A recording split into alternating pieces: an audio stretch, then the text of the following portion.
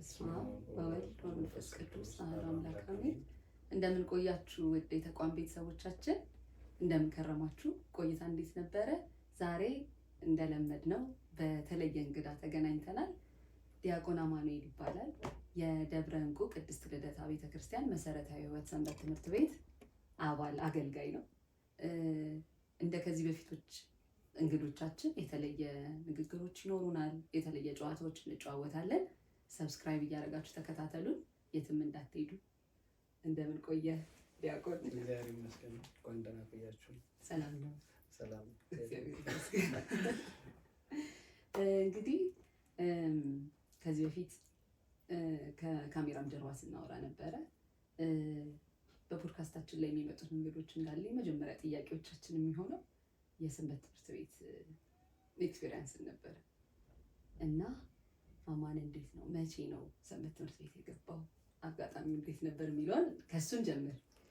እሺ ጥሩ። እኔ ሰንበት ቤት የገባሁት በሰባተኛ ክፍል እያለሁ ነው። ያው የኛ ቤተሰብ በጣም አርደኛ ነው እና ነገሮች ከትምህርት ጋር ምናምን የሚጋጭ ከመሰረው ያስቆማል ምናምንና በመሀል መቋረጥ ነበረ። ግን መጀመሪያ የገባሁት ጆይን ያደረኩት አንድ አብሮ አደጌ ቀድሞኝ ገብቶ አስቀንቶኝ ነው እና ከበሮ በመምታት ቀንቼ ከገቡት መካከል እና ስገባ የገባሁበት ሚስ እሱ ነበረ። ከዛ 7ኛ ክፍል ላይ ገባሁ። ከዛ 8 ላይ ሚኒስትሪ ስለነበር ከትምህርት ጋር ሄድን ምናምን ብለው አስቆሙኝ።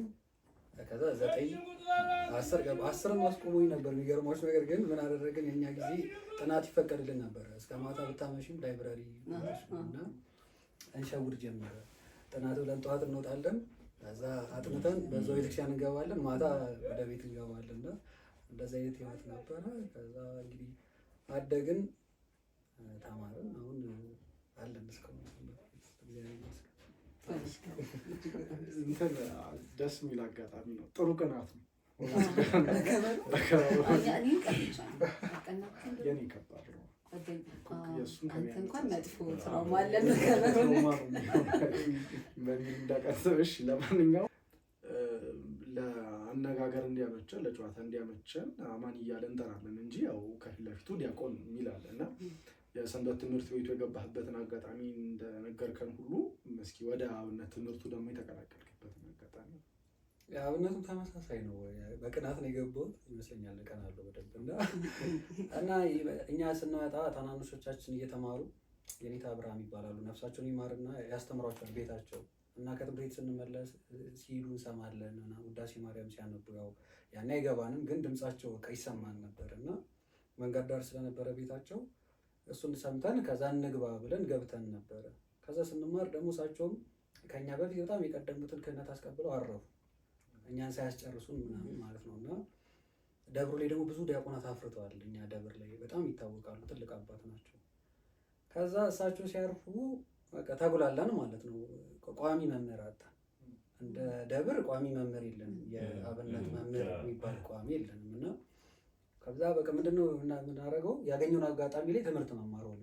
አሁን ከክላስ ጋርም ምናምን እንማር እና እንትን ሃይስኩል እና የተማርኩት ኮከበ ጸባ እና ተሻግረ ኪዳነ ምሕረት ቤተክርስቲያን አለች እና እዛ መምህር አሉ ሲባሉ እንሄዳለን። በቃ ከክላስ ወጥተን በጠራራ 9 ሰዓት ምናምን ደክሞን፣ ግን በቃ ያው የክህነት የማግኘቱ ፍላጎት ስለነበረ ሄደን እንማር ነበር። አንድ አምላክ ብሎ ጓደኛ ያለኝ እና ከእሱ ጋር እንማር ነበር እና እሳቸውም እንዳጋጣሚ አረፉ ሳያስጨርሱ እና በቃ እንደዚህ ነው የተማርነው። ከእሳቸው በኋላ ቋሚ መምህር አጣን። ከኔታ አብርሃም በኋላ እንደሳቸው ይዞን ተቆጥቶ ምናምን ጠፋ። አንድ አሁን ቀሲስ ሆኗል ዲያቆን ዳንኤል የሚባል መምህር ፍልሰታ ላይ ስናገኘው እንይዘውና ሰዓታት እንማራለን። በጣም ጎበዝ ነው። በቃ ቁጭ አድርጎ ያስተምረናል። እናድራለን፣ ሰዓታት እስኪገባ ድረስ እሱ ያስተምረናል።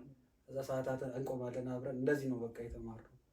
ከዛ እግዚአብሔር ረድቶን ያው መሀል ላይ ተው በቃ አልሳካ ሲል በቃ እግዚአብሔር ባይፈቅደው ነው ብለን ደግሞ አቁመነው ነበር።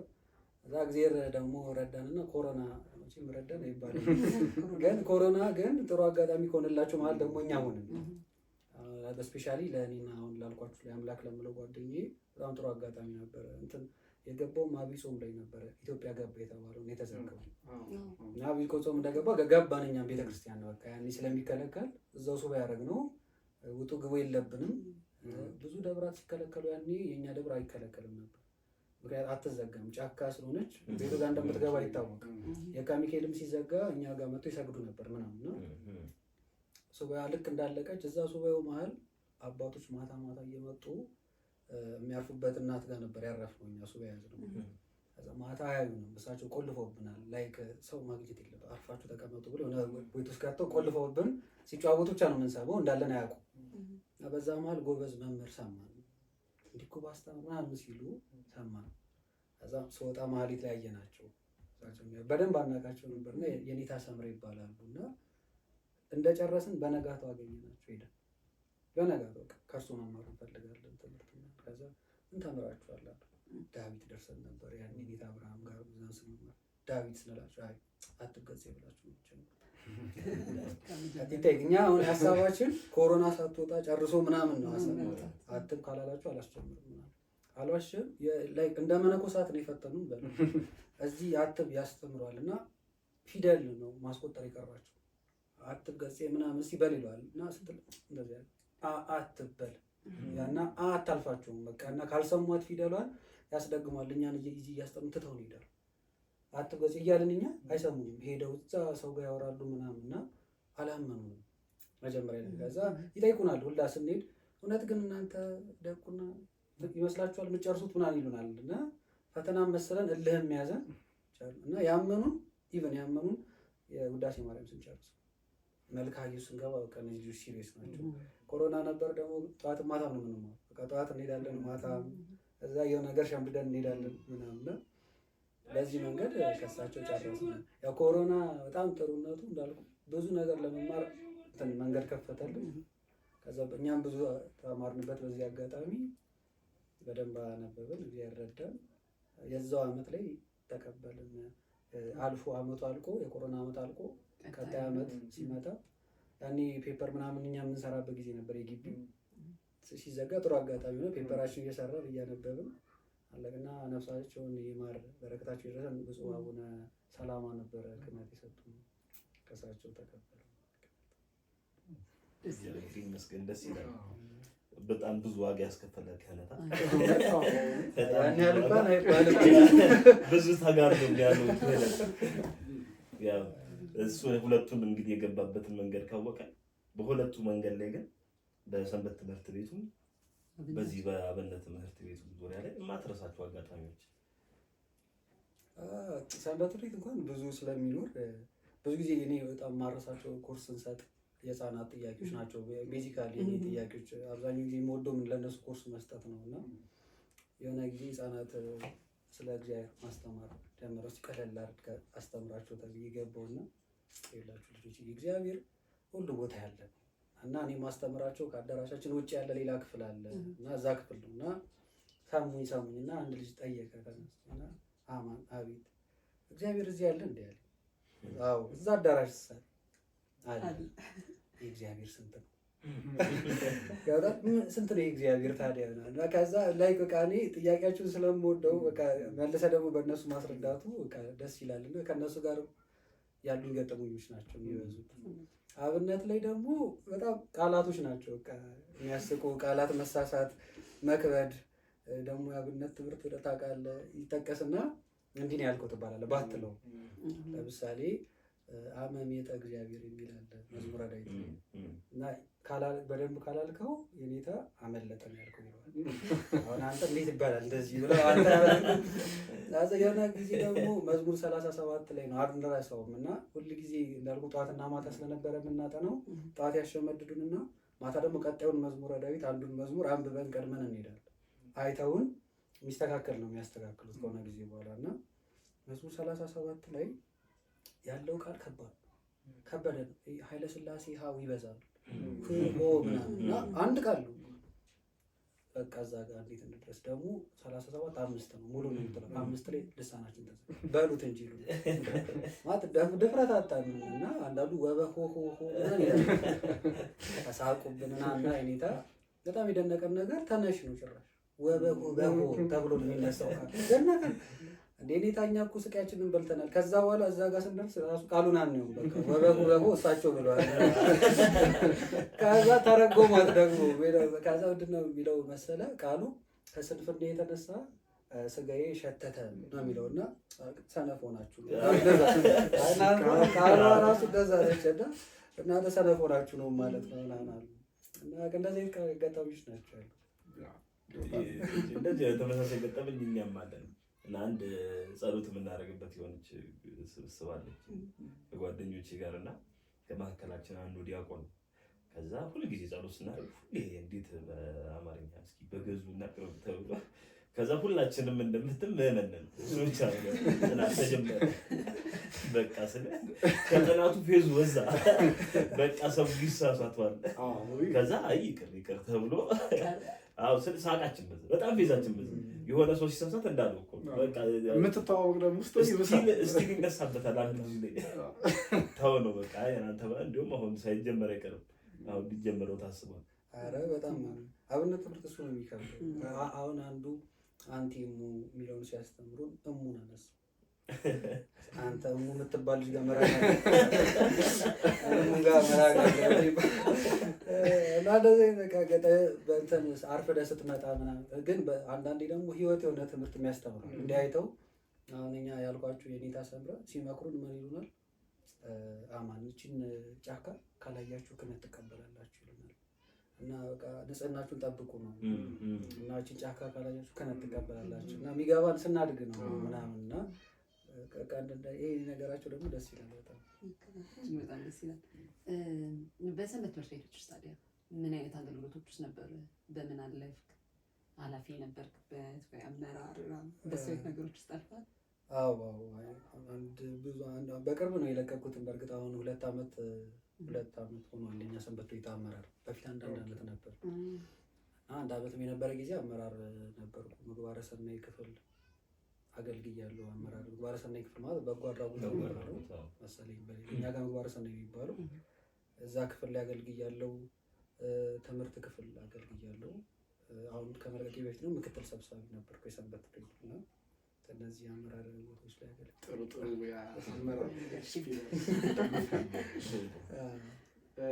አይ ቲንክ በዛው ጋር ተያይዞ ታውቁ የሆነ አይሆን አላውቅም እና አማኒ ኢቨንት ማኔጅ የሚያደርጉበት ሌላ እንትን አላቸው። እስኪ ስለሱም ደግሞ አንድ ላይ ብትነግረን ያው መታወቅም ስላለበት ከኛም መሀል እንግዲህ ወደፊት የሆነ ብስራት ይኖራል። ስለዚህ እስኪ ካሁኑ ጥሩ ኬብሮን ኢቨንት የሚል አለን የዛው አገልጋዮች 9 ሆነን ክሬት ያደረግነው ነው እና የመጣው የሚገርም ነገር ሀሳቡ ድንገት ነው። እንዴት መሰላችሁ? የሆነ ሰዓት ላይ አስበን ነበረ የሆነ ስራ ለምን አንድ ላይ አንሰራም ማለት ውሏችን ምናምን አንድ ላይ ነው ሳለው ጳውሎስ ይማራሉ ሁላችንም ከስራ 4 ኪሎ እንሰበሰባለን እስከ ክላስ ሰዓት እናወራለን ወደ ክላስ እንገባለን ስንወጣ አብረን ነው ልደታ አብረን ነው እና ስናየው ይህንን አቅም ለምን የሆነ ነገር ላይ እናውለው ምናምን ተባለ እና እንደ አጋጣሚ ሰንበት ቤታችን አዳራሽ ለማስፈጸም ጉባኤ ይዘርጋ ተባለ እና ከሱ 1 ወር በፊት ሰንበት ቤት ኪነ ጥበብ ክፍላችን ኢቨንት ኦርጋናይዘር ማሰልጠን ጀመረ። ተመዝገቡ ተባለ። ትምህርት ቤቱ ሊያሰለጥን ማለት ኢቨንት ኦርጋናይዝ ምንድነው ስነ ጽሁፍን ያሰለጥናል እና ኢቨንት ኦርጋናይዝ ገባ እንዳለ ሁላችን ፐርፐዚ ለዚህ ነው ገባ እንወቀው እስቲ ምናምን ብለን ከዛ ገብተን መመረቂያ ጽሁፋችን ምን ሆነ ለሰንበት ትምህርት ቤቱ አዳራሽ ማስገንቢያ ጉባኤ መዘርጋት ከደብሩ ውጪ ማለት ባልወልድ ያዘጋጀነው ጉባኤ ነበር ለኛ ተሰጠ። ከዛ ያኔ ኔትወርክ አወቅን የት ነው ምን ማድረግ ያለብን ጉባኤው እንዴት ነው ኮንስትራክት የሚደረገው እና እያንዳንዱን ሲያሰለጥነን ከጉባኤው ቅድመ ጉባኤ እና ጊዜ ጉባኤና ድህረ ጉባኤ እንዳለ አናሊሲስ ስሩ ብሎን ነበር። ቁጭ አደረግነው እና በጣም ሰክሰስፉል ጉባኤ ሆነልን ተሳካል። አስተማሪያችን እንዳጋጣሚ የዛው የኛው አገልጋይ ስለነበር በጣም ደንቆት ምናምን በጣም ጥሩ ነው ምናምን አለ። ዋይ ነው ታናሳድቁም በቃ ነገር ማለት አንደኛ ቀላል ነው፣ ሁለተኛ ሁላችን እንተዋወቃለን ታዋልና እንግባባለን። ቤዚካሊ ደግሞ የሀሳባችን የነበረው ከኛ ኢኮኖሚ በዘለለ ሌሎቹንም መርዳት። እኛም በእርግጥ አሁን ይፋ አላደረግነውም፣ ግን እግዚአብሔር ከረዳን የምናስበው ሀሳብ አለ። ስቲል አልሳካ ብሎን ነው ጀምረነው ነበር። ከእያንዳንዱ ኢቨንታችን ላይ አንድ በጎ አድራጎትን እንትን አድርገን እሱ ጌን እንዲያደርግ ለምሳሌ 5% ካገኘ እያንዳንዱ ኢቨንት ሲዘጋጅ 5% የሱ ነው፣ ቀጥታ ወደ እሱ ነው የሚገባው። ግን ትረስት ማድረግ የለም ድርጅት በጓራ እና እረዳቸዋለሁ። ላይክ በእነሱ እየለመንክ ሊመስል ይችላል እና ያም ሀሳብ ነበረ እና 1-2 ሄደናል እንደዚህ በጎ አድራጎቶች ማለት ነው። ሀሳቡን ይዘን ወዶታል፣ ግን የትረስት ኢሹ ምናምን አለ እንረዳቸዋለን። ከበጎ አድራጎቶች ማለት ይፈራሉ። ላይክ እኛ 5% በቃ ለእናንተ ይሁን ማለት በቃ እኛ ጋር ባይደርስ እና ቀጥታ እናንተን ቢደጉም አሪፍ ነው የሚል ላይክ እንደ አግሪመንት ስናዘጋጅላቸው የህግ አማካሪዎች ምናምን አሏቸው። ሰማው ትራማው ይገባኛል። አሁን ሶሻል ሚዲያው እንዳለ መነገጃ ምናምን ሳይመስላቸው በጣም ነው የምንረዳቸው። ጊዜ እንሞክር ብለን ነበር። እንግዲህ ስቲል እየሞከርን ነው። 1-2 ከተሳካ አሪፍ አይዲያ ይዛችሁ ስለሆነ የተነሳችሁት በእርግጠኝነት ይሳካል ብዬ ተስፋ አደርጋለሁ። ከእግዚአብሔር ጋር እናደርጋለን። በተለየ ደግሞ ያው አሁንም ሰንበት ትምህርት ቤቶች ላይ ስላለን ነው። በሰንበት ትምህርት ቤታችሁ የምታዘጋጁት መርሃ ግብር አለ በአመት አንዴ ፍኖተ ሀቢብ የሚል ስለሱ እስቲ በደንብ አውራ ይድረስ ብዙ ቤተሰቦቻችን ጋር። ፍኖተ ሀቢብ የሚባል ፕሮግራም ጀምረናል። ዛሬ 3 ዓመት ወደኋላ አካባቢ ነው የተጀመረው። የተጀመረበት ምክንያት አባላቶችን ለማጥጋት ነው። ሰንበት ቤት ላይ አንዳንዴ እናውቀዋለን ዝለት ይገጥም ይላል እና አባሉ በጣም ሲዝል አገልግሎት ሲበደል ምናምን ሲታይ ሙሉ ጠቅላላ ጉባኤው የወሰነው ጉዳይ በቃ ከእውቀት በዘለለ መንፈሳዊ ህይወት ማንነት ምናምን ያስፈልገናል። እንደ ሰንበት ትምህርት ቤት ብዙ ጊዜ ሰንበት ተማሪ በእውቀት አይታማም። እውቀት ችግር የለብንም፣ ግን ህይወት ላይ ይሄ መከባበሩ አገልግሎትን እንደ በረከት ይዞ ምናምን መቀጠል ላይ ትንሽ ደከምንና ሁላችንም ሁሉንም አገልግሎት ዘግተን ይሄ ጉባኤ ይዘርጋ ተባለ። ሁሉንም ስላችሁ እቅድ ምናምን ዘግተን የትምህርት ክፍል ምናምን የሚባል ጉዳይ የለም። በቃ ሁሉም ተሰብስቦ አዳራሽ ይመጣል፣ ያ ጉባኤ ይዘረጋለታል፣ በጀት ይበጀትለታል፣ መምህራን ይመጣሉ፣ አላማ ይኖራል፣ በዛ መማር ተባለ። የመጀመሪያውን ሲቋቋም ኮሚቴው ተቋቋመና ምን ይሁን ተብሎ ታሰበ ማለት ነው። ከዛ ሀቢብ ጊዮርጊስ መጣልን ማለት ነው። ሀቢብ ስለሆነ ሰንበት ቤትን በደንብ ያስተዋውቃት የመሰረታት እሱን ተባለ።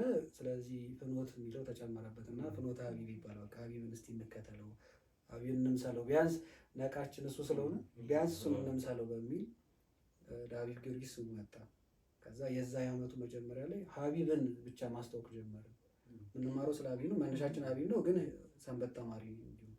በዚህ አጋጣሚ ዲያቆን ዘላለም ታዬ በጣም ማመስገን እንፈልጋለን። ጥሩ አድርጎ ነበረ ያን ያስተማረው፣ በጣም ጥሩ አድርጎ ሀቢብ ጊዮርጊስ የሰራቸውን ስራዎች ሰንበት ተማሪዎች ደግሞ ምን ያህል እንደሚጠበቅብን እና እኔ ራሴ ሰምቻቸው ማላውቃቸው ታሪኮች ነበሩ። ሀቢብ ጊዮርጊስ ያደረጋቸው የአይነ ስውር ላይብረሪ ምናምን በቃ በጣም ተነስቶ ነበር እና እኛ ደግሞ ምንም በቃ እየተከተልነው አይደለም። ሀቢብን ትንሽ እንኳን ምናምን ተባለ፣ አደገ። 2ኛ ዓመት ላይም ያው የእመቤታችን አገልጋዮች ስለሆነ እንዴት እናገልግላት ደግሞ እመቤታችን ምናምን አይነት በጣም ታች የሚያደርጉ እግዚአብሔር ከረዳን ሁላችን ወደ ልቦናችን የሚመልስ እንደ ሰው እያሰብን እና ጥሩ ሆነ። ምዕመናን መሳተፍ ጀመሩ።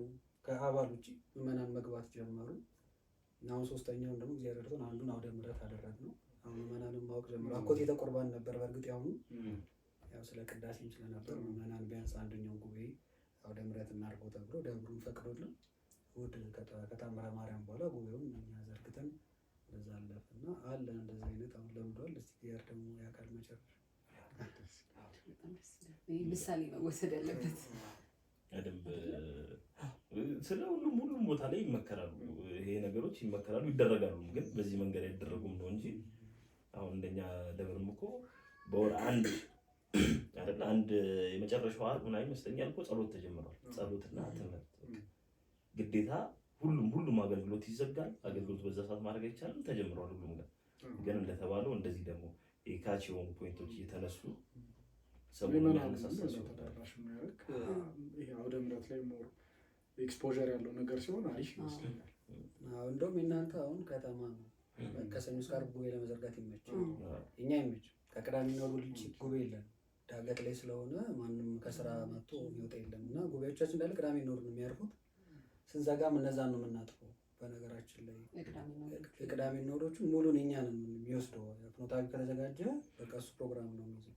እናንተ እንደው ከሰኞ እስከ ዓርብ ስላላችሁ በደንብ መዘርጋቱ እንትን በነገራችን ላይ ከተሙ አሉ ማለት ከተማ ስል አልወጣም ገጠር ግን ይሄ ምንድነው አስፋልት ዳር ምናምን ባላችሁ ደብራት ትንሽ ምን ቀን አለ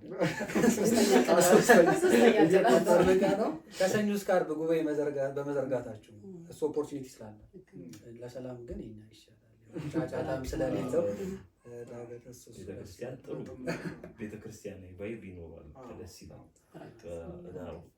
እኛ ጋር ደግሞ እሱን ነው የምታጣበት ከተማ ማለት ስለሆነ ሁሉም በቃ ጥሩ ኦፖርቹኒቲዎች አሉት እንደየቦታው ሁሉም የራሱን ላግ የሚያደርገው ነገር አለ የሚያገኙት እንደየቃል ኪዳኑ አሁን እኛ ጋር ብትመጣ ጉባኤ በጨራሽ በቃ ሁሉ ጊዜ አለ ቃል ኪዳኑም ይመስለኛል አለ እሱ ነገር አሪፍ ነው ሌሎቹ ጋር ደግሞ ስትሄድ ወይ ሰላምህን የሚሰጥ የሆነ ርቅት ያለ ጸጥ ያለ ምናምን ድባቡን ነው ታየዋለህ እንደየቦታው እንደተባለ እኛም በእናትህ እኛም በጣም ክላሶች ላይ እንቸገራለን የመኪና ድምፅ ይሰማል ያልሆኑ ድምፆች ይሰማል ክላስ ውስጥ ይገባል አሁን ራሱ እንግዲህ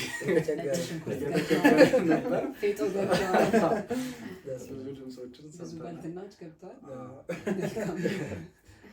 እሺ እንግዲህ ወደ ዋናው አይዲያ እንግባ መሰለኝ ዛሬ ለየት አድርገን እንድናወራበት እንድንጨዋወትበት እንድንመክርበት የመረጥነው ሐሳብ የሐሰት መገለጦች የሚል ሐሳብ ይሆንና እንደው መነሻውን ግን ምን እናድርገው ብሉይ ኪዳን ታሪክ ላይ በተደጋጋሚ ብሉይ ኪዳን ታሪኮች ላይ አንዲት ቃል አለች በተለይ ነቢያቶቹን ሲሆን በእግዚአብሔር ተመርጠው የነገሱ ነገስታትን ሲሆን የሚጠሩበት የእግዚአብሔር ሰው የምትል ተደጋጋሚ ቃል አለች ከሙሴ ይጀምራል ሙሴን ዘዳግም ላይ በቃ ባርኮቱን ሊያስተላልፍ ሲል የእግዚአብሔር ሰው ሙሴ እያለ ይነገራል ከዛም በኋላ እነ ኤልሳዕ በሉት እነ ዳዊት ምናምን የእግዚአብሔር ሰው እያለ ይገልጻቸዋል እና ቃሉ አንዳንድ ቃላቶች እንሰማቸውና ግን ሚኒንጋቸው ከሆነ ጊዜ በኋላ ይቀየራል ስለዚህ እስኪ መጀመሪያ ቃሉን ትርጉሙን እናጥራው የእግዚአብሔር ሰው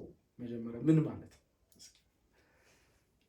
ያው በጣም ቀላል ዲፋይን የሚደረግ ነገር አይመስለኝም የእግዚአብሔር ሰው ሲባል ግን በእኔ መረዳት እግዚአብሔር ሰው ሲባል እግዚአብሔር አምላክ የሆነለት ንጽሐ ባህሪውን ያላጣ የታደለ ሰው ለምን መሰለ እንደዚህ ነው አንደኛ ንጽሐ ባህሪውን አላጣም ማለት እኛውን በ40/80 የተሰጠን ጸጋ መንፈስ ቅዱስ አለ እና የተባሲ ክርስቶስ መሆን ተሰጥቶን እና ይሄንን ባህሪ አለማጣት መታደል እና ለዚህ ደግሞ እኔ ሁሉ ጊዜ በጣም የሚደንቀኝ ብዙ ሳይናገር በጣም ቀለል ባለ አማርኛ እየተናገረ የሚያስተምር ቅዱስ ዳዊት ነው እና እንደ ክርስቲያን ሁለት ነገር እንደሚገባ ነግሮናል ከክፉ መሸሽ መልካም ማድረግ እና እዚህ ውስጥ በጣም ብዙ ነገር ተጠቃሏል ለምሳሌ ከክፉ ሽሽ ሲል ከኃጢአት ራቅ ነው እና ከኃጢአት ደግሞ ለመራቅ ደግሞ ምን ያደርግልሃል አቃቢ ያስቀምጥልሃል ኃጢአት ደግሞ መራቅ እንዴት ነው የምችለው ምናምን ካልከው ቅዱስ ዳዊትን ራሱ ይመልሳል እግዚአብሔርን ፍራው ይላል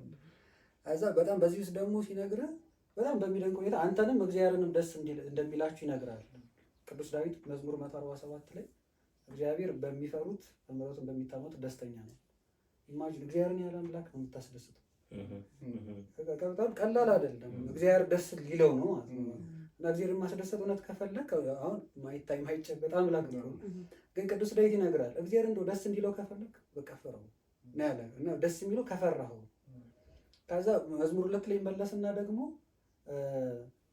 እናንተ ምንድነው እግዚአብሔርን ስለምትፈሩት በራድም ለእግዚአብሔር በፍርሃት ተገዙ በራድም ደስ ይበላል ኢማጂን አሁን ራድና ደስታ አንድ ላይ ይገናኙ እየፈራ ደስ የሚያስብል ነገር ግን እግዚአብሔር ይለያል እግዚአብሔርን በመፍራት እና ቅዱስ ዳዊት ይሄኛ ሊቃውንት ይጠይቃሉ እንዴት ነው ሰው እየፈራ የሚደሰተው እና ቅዱስ ዳዊት የሚነግረው ስለዛች ጊዜ አይደለም እግዚአብሔርን በመፍራት ውስጥ የምታገኛትን የማታቋርጥ መንግስተ ሰማያት ደስታ ነው እያወራ ያለው ገብቷል ስለዚህ አንተም ደስተኛ ነው ግዴታ ሶስት ነገር ሰራ ነው እግዚአብሔርን ደስ ይለዋል አንተም ደስ ይልሃል አንተ እንደውም በማያቋርጥ ደስታ ውስጥ ነው የምትኖር ከኃጢአትም ይጠብቃል እግዚአብሔርን መፍራት ከዛ ደግሞ ኃጢአትን ስትሰራ ደግሞ መሐሪ ነው ብለህ ስትመለስም ደስ ይለዋል አለ ቀደም በምሕረቱ በሚታመኑ ማለት እግዚአብሔር እኮ መሐሪ ነው ካልከውም ደስ ይለዋል ይሄ ሁላ ከክፉ እንድትሸሽ ያደርጋል ከዛ ግን ቅዱስ ዳዊት ከክፉ ብቻ ሸሽ ደግሞ አላለ መልካም ነው ማለት ፕላስ አለው የሆነ ትሩፋት ጽድቅ ምናምን ያስፈልገናል ማለት ነው ይህ እኮ እግዚአብሔር ሰው የሚያደርገው ነገር አሁን የጠቀስካቸው እንዳለ ነቢያቱንም ብታያቸው የእግዚአብሔር ሰው የሚላቸውን ብታያቸው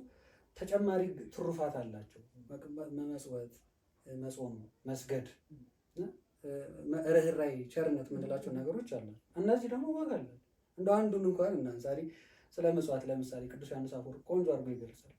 የሰው ልጅ አንድ መኮንን 3 ወዳጆች አሉት ይላል እና እንደ ራሱ የሚወደው ከራሱ በላይ የሚወደው እና እንደ ነገሩ የሚወደው እና ያ መኮንን እነዚህ 3 ወዳጆቹ መጥተው ሲጠይቁት ሁሉ ይሰጣቸዋል የሚፈልጉትን ነው።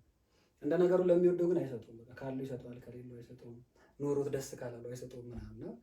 ብቻ ዓለም ተገለባባጭ ነች ይላል እና ነገር ተገልጦ እሱ ደኸየ፣ መኮንኑ እነሱ ሀብታም። ከዛ መኮንን አይደል ንጉሥ ጠራው ግብዣ እና ሲጠራው እኔ ንጉሥ ፊት የምቀርብበት ልብስ የለኝም ብሎ ሄደ ወደ እነዛ ዘመዶቹ እና መጀመሪያ ሄደው ከራሱ አስበልጦ ወደሚወደው ነው ይላል። ሲሄድ አሁን እኮ ለሰው ሰጠው ብሎ ጨርቅ ነገር ሰጠው። ከዛ ሲያዩ ንጉሥ ፊት አያስቀርም ተው። ከዛ እንደራሱ ወደሚወደው ሄደና እባክህ ንጉሥ ጠርቶኛል ልብስ ስጠኝ ሲለው አሁን ለሌላ ሰው ሰጠሁት ብሎ አልቅሶ ሸኘው። ከዛ እንደ ነገሩ የሚወደው ጋር ግን ሲሄድ አገኘ፣ ልብስ ሰጠው፣ ሄደ ንጉሥ ፊት ቀረበ እና ይህ ምሳሌ ነው ይላል ሊቁ። እና እኛ ሰዎች 3 ወዳጆች አሉ። ከራሳችን በላይ የምንወደው ገንዘብ፣ ለራሳችን የምንወዳቸው ቤተሰብ፣ ጓደኛ ምናምን፣ እንደ ነገሩ የምንወዳቸው ነዳያን ናቸው። ማለት ሲኖረን ትሰጣቸዋል፣ ኖሮህም ላትሰጣቸው ትችላለህ ምናምን እና ከዛ ንጉሥ መጥራት ማለት ወደ እግዚአብሔር መጠራት አይቀርም እና ወደ እግዚአብሔር ስትጠራ ከራስ ወደ በላይ ወደምትወድ ወደ ገንዘብ ብትሄድ ሊሰጥ የሚችለው እግዚአብሔር ፊት የማያቆም መግነዝ ጨርቅ ያለው እሱ ነው። ንጉሥ ፊት የማያቀረው ጨርቅ ማለት መግነዝ ነው ሊሰጥ የሚችለው። ወዳጆች ጋር ብትሄድ አልቅሰው ከመቅበር ውጭ እግዚአብሔር ፊት የሚያስቆም ልብስ አይሰጡም። ነዳያን ግን ይላል እግዚአብሔር ፊት የሚያጎናጽፍ ልብስ የሚያለብሱ እነሱ ናቸው። አይ ወገበር ሰናይ ማለት አይ መልካምንም ማድረግ። ስለዚህ ዝም ብለህ አይደል እግዚአብሔር ሰው ሲባል ከኃጢአት ብቻ እየሸሸ የሚሄድ አይደለም። ይሁን መልካም ነገርንም በጎ ነገርን የሚያደርግ። ከዛ ጴጥሮስ ደግሞ ሲያሳድገው ምን እንደሚል ታውቃለህ?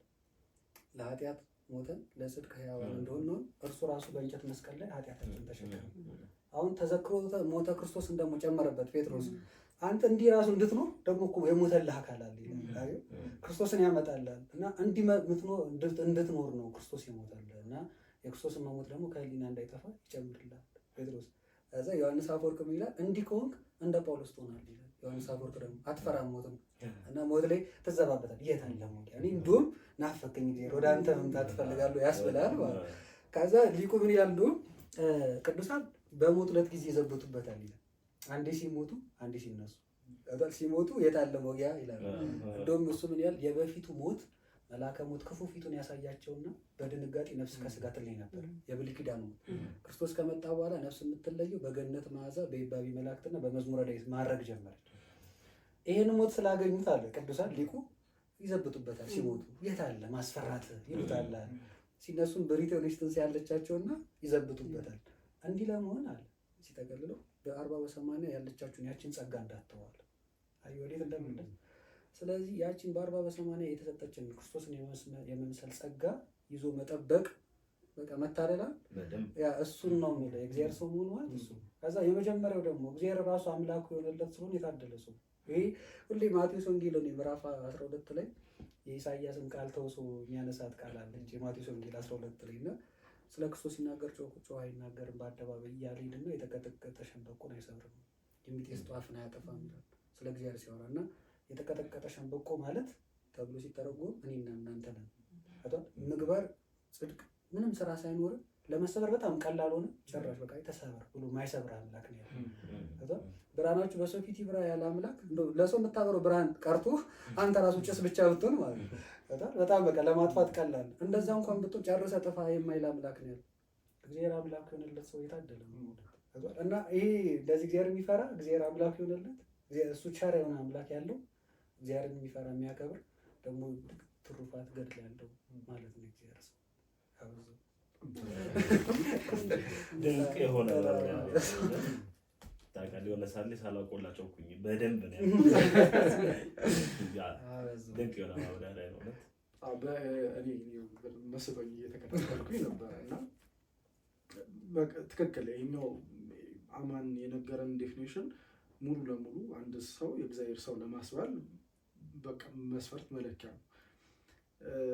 ወደ ይሄ ዋነኛው ዛሬ ልናነሳው ያሰብነው ሀሳብ ምንድን ነው?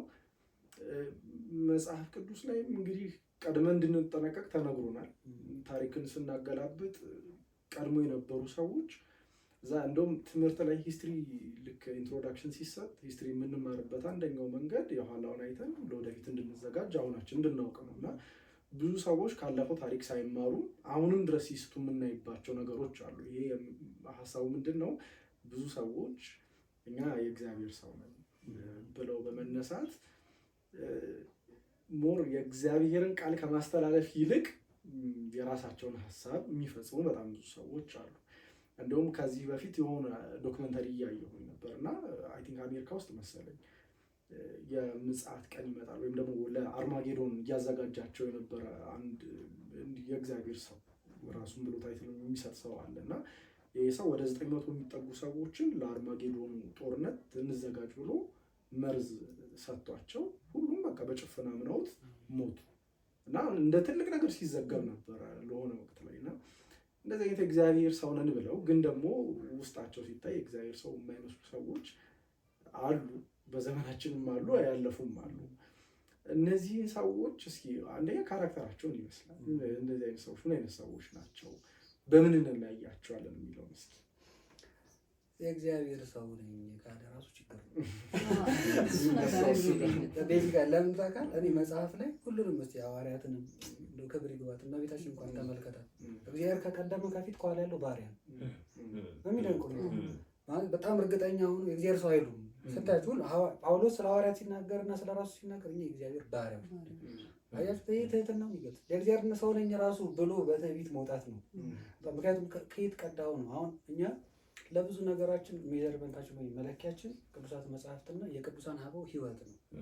እነሱ እንዴት ተረድተው ኖሩት የሚለውና እንዴት ነው መጽሐፍ ላይ ደግሞ የተገለጸው እና አታገኘውም። ገብቷል። ስለነሱ ሰው የእግዚአብሔር ሰው ሲላቸው ልትሰማ ትችላለህ ወይ ልታነብ ትችላለች። የራሳቸው የእግዚአብሔር ሰው ሲሉ አታገኛቸው።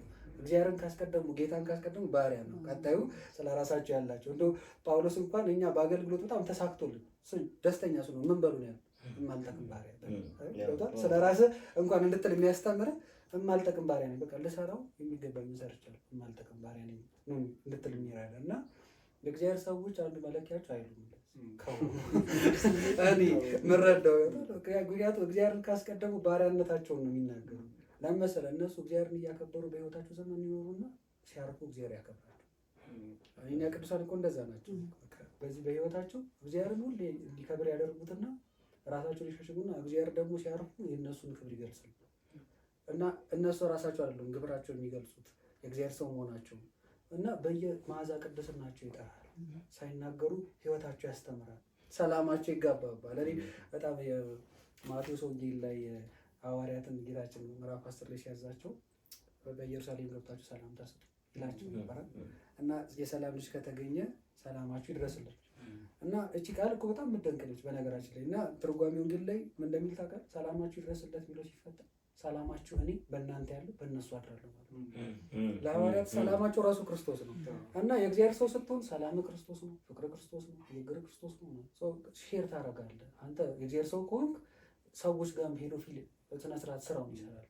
የመንፈስ ቅዱስ ማደሪያ ከሆንክ መንፈስ ቅዱስን ታሳድራለህ። ልክ ሐዋርያት ስራ ላይ ጴጥሮስ ሲያስተምር በሚሰሙት ላይ መንፈስ ቅዱስ ወረደባቸው እንደሚለው ማለት ነው።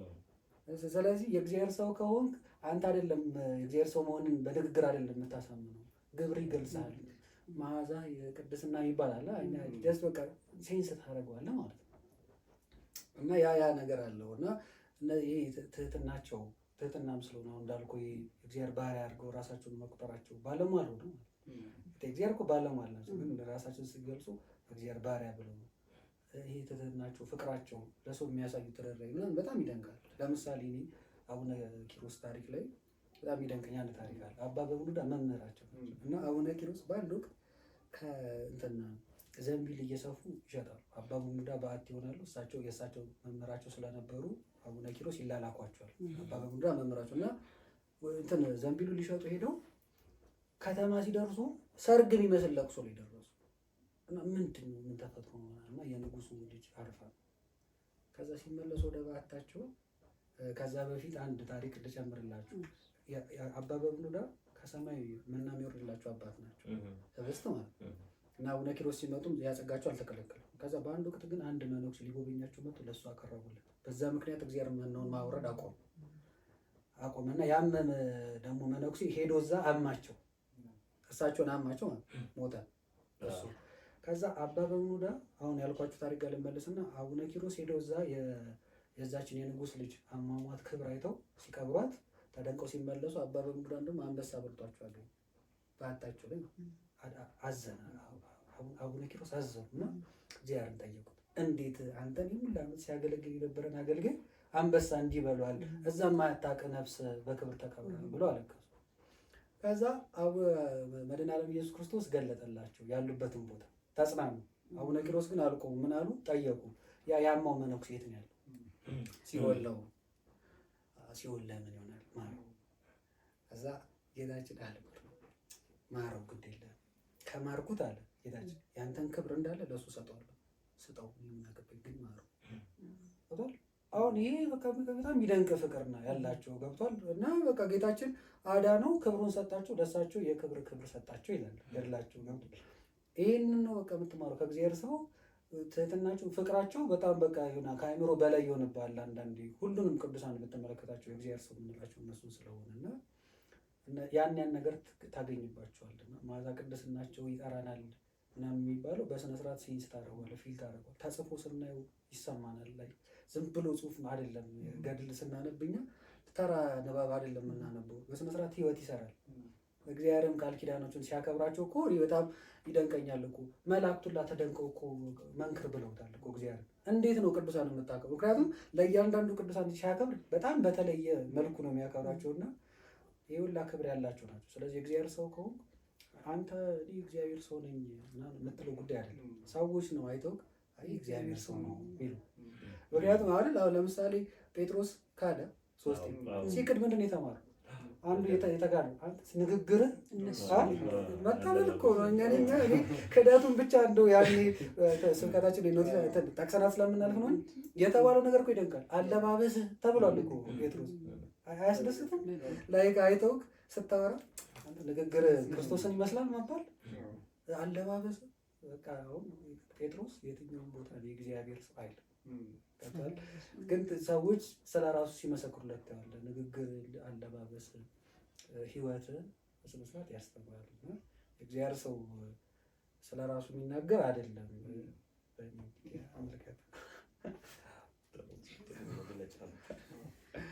እቺን ነገር እንትን አለኝ። ሰንበት ትምህርት ቤት አሁን ያው ብዙ ጊዜ ድሮም የሰንበት ተማሪ ይባላል ጸቡም ላይ ምኑም ላይ ምናምን ልጁ ተደባዳቢ ከሆነ ከይዙ ሲጣራ ሰንበት ትምህርት ቤት ተማሪ ሆኖ ይገኛል። በቃ ምንድን ነው የሚያስተምሯችሁ ምናምን ይባላል። አሁን ራሱ ይገጥመኛል። እኔ የምሰራበት አካባቢ ትንሽ ነውጠኛ ከሆኑ አስቸጋሪዎች ምናምን ሆነው ቤተሰብ ጠርተን ስናናግር እኔ እንግዲህ ቤተክርስቲያን ልከዋለሁ ሰንበት ተማሪ ነው እናገር ብዙ ጊዜ ትዝ ይለኛል። ጴጥሮስ እንኳን ክዶ እነሱን ትመስላለህ ተብሏል። እና እናንተ እስቲ መንገድ ላይ የሰንበት ትምህርት ቤት ይመስላል የምትባሉት በምናችሁ ነው ታዲያ? እንደዚህ እንባል ነበር። እና እኛም አድገን አሁን የኛ ልጆች አሁን እናንተ መንገድ ላይ የሰንበት ማለት እና አይለቅ ተገቢ ነው እኮ ክርስትና ቀበሎሻል ማቀበልሽ ተገቢ ነው። ችግር የለውም። እንትን አንድ አማኝ ስታወራ አንድ ሀሳብ አይምሮ ላይ መጣልኝ። እውነት ነው። አንድን ሰው የእግዚአብሔር ሰው መሆኑን ሰዎች አይተው ይሄማ የእግዚአብሔር ሰው ነው ብሎ ሊናገሩ ይችላሉ። እና ምናልባት እንግዲህ ዘመናችን ላይ ምንም ገሃድ ስለሆነ የምንደባበቀው ነገር አይደለም። እና አንዳንድ ጊዜ ግን እነዚህ ጉዳዮች ሰዎችን ትዕቢት ላይ አይጥሉም ወይ? ከዛስ ምን አይነት ግብረ መልስ እንጠብቃለን? የእግዚአብሔር ሰው የምርም ከሆኑ እነዛ ሰዎች ምን አይነት ግብረ መልስ መጠበቅ አለን? ምክንያቱም የሰው አንደበት ከባድ አይደለች። ይሄ የእግዚአብሔር ሰው መባል በጣም ትልቅ ነገር፣ ክርስቶስን ትመስላለህ መባል። እንደውም ያኔ ጴጥሮስ ስለሆነ ሌላ ሰው ቢሆን ኖሮ እቺን እድል ምን ሊያደርገው እንደሚችል አስቡ። አዎ ነኝ ብሎ ብዙ ነገሮችን ሊያደርግ ይችላል። እና እንደዚህ አይነት ነገር በእኛ ውስጥ ክርስቶስን ሰዎች የሚታያቸው ከሆነ ምን አይነት ግብረ መልስ መስጠት መቻል አለብን? ስፔሻሊ ከኛ ሳይድ ከሚለው ሰው ሳይሆን ከተባለው ሰው አንጻር ደግሞ ምን አይነት ግብረ መልስ ያስፈልጋል? በጣም መጠንቀቅ ያለብን የእግዚአብሔር ምስጋና እኛ እንዳንወስድ በዚህ ጊዜ በጣም መጠንቀቅ ያለብን እና ሐዋርያት የሆነ ጊዜ ጳውሎስ እና በርናባስ እየፈወሱ የነበሩት ምዕመናን አይተዋቸው ተደነቁና አማልክቶች ስጋ ለብሰው መጡ አሏቸው። ከዛ ምን ሊያደርጉ አሰቡ? በዚህ ብቻ በቃ መስዋዕት ሊሰውላቸው ተሰበሰቡ። ልብሳቸውን ቀደው ነው የሮጡት ወደ ማላቸው የገቡትና እኛ አይደለንም ለማለት ይታይ እና አንዳንዴ መሮጥ አለብህ፣ እብድ መምሰል አለብህ። እኔ በጣም የሚደንቃቸው የዝምተኛው መነኩሴ የሚለው በግብፅ የተጻፈ ታሪክ አላቸው እና እዛ ላይ በጣም የሚደንቁኝ ብዙ ቅድስናቸው እንዳይታወቅ የሚያደርጉት ማለት ነው። አሁን እሳቸው ምን ያደርጉ ነበር መሰል? ለህፃናት ዳቦ ይሰጡና ከኋላ እብድ ነው እያሉ እየሰደቧቸው እንዲሄዱ ያደርጋሉ። አይገልጹትም ነው የምልህ። የእግዚአብሔር ሰዎች እንትን የአንተን ፊድባክ አንተ እግዚአብሔር ሰው እንድትለው አይፈልግም።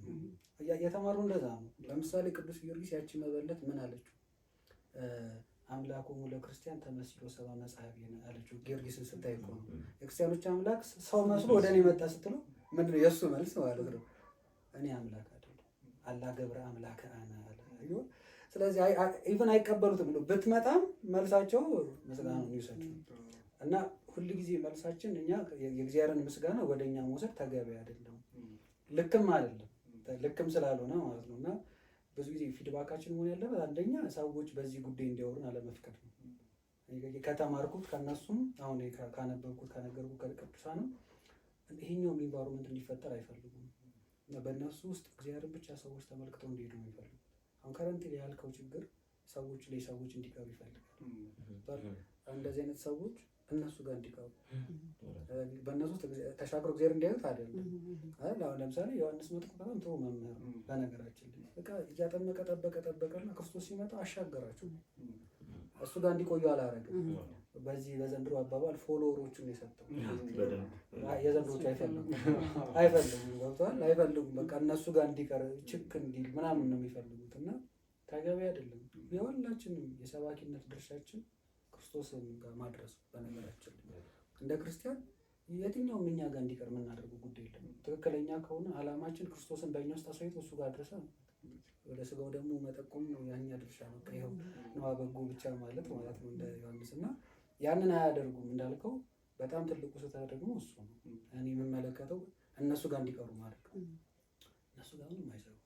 በእነሱ ላይ የሰራውን እግዚአብሔር አሳይቶ መላክ ነው እና ብዙ ጊዜ ግን አሁን እንዳልከው የማየውን ዩኒቨርሲቲ ብዙ የሶሻል ሚዲያ ተጠቃሚ ባልሆንም ይሄ በጣም ሰሌክቲቭ የሆነ ሶሻል ሚዲያ ተጠቃሚ በሆነም ግን ከምሰማቸው ከማያቸው ልክ ያልሆኑ ብዙ ነገሮች አሉ። እንዳልኩ አሁን በምናየው በተገለጠው በቅዱሳን ሕይወት ውስጥ ያልታየ አዲስ ነገር ምናምን እንሰማለን እናያለን። ልክ አለመሆኑን እሱ ይገልጠዋል። እኛ መናገር አይጠበቅብንም እና እንደዛ ይመስለኛል። አሁን ግን አሁን የኔ እግዚአብሔር ሰው ነኝ፣ የእግዚአብሔር ባሪያ፣ የእግዚአብሔር ባሪያ አሁን ናዊሌስ ነው እንደውም እየሰማኝ ነው። አሁን ያለውን ሰው የእግዚአብሔር ሰው ብሎ ምግባራችን ነው ሊገልጽ የሚገባው እንጂ አሁን የእግዚአብሔር ሰው ነኝ ብሎ መነሳትም እዛ ጋር ነው ስህተቱ። ናዊሌስ ደግሞ ምንድን ነው እየሰማን ያለው ነው የእግዚአብሔር ባሪያ፣ የእግዚአብሔር ባሪያ፣ የእግዚአብሔር አገልጋይ እና እንደ ታይትል ሆና ከፊት ራሱ የእግዚአብሔር ባሪያ እከሌ፣ የእግዚአብሔር አገልጋይ እከሌ እንደሱ አይነት ታይትሎች ራሱ እየሰማን ነው። ለራሳቸው እየሰጡ ነው። ለራሳቸው በጣም ከባዱ ደግሞ እሱ ነው። ለራስ መስጠት ደግሞ በጣም እሱ ነው ከባዱ።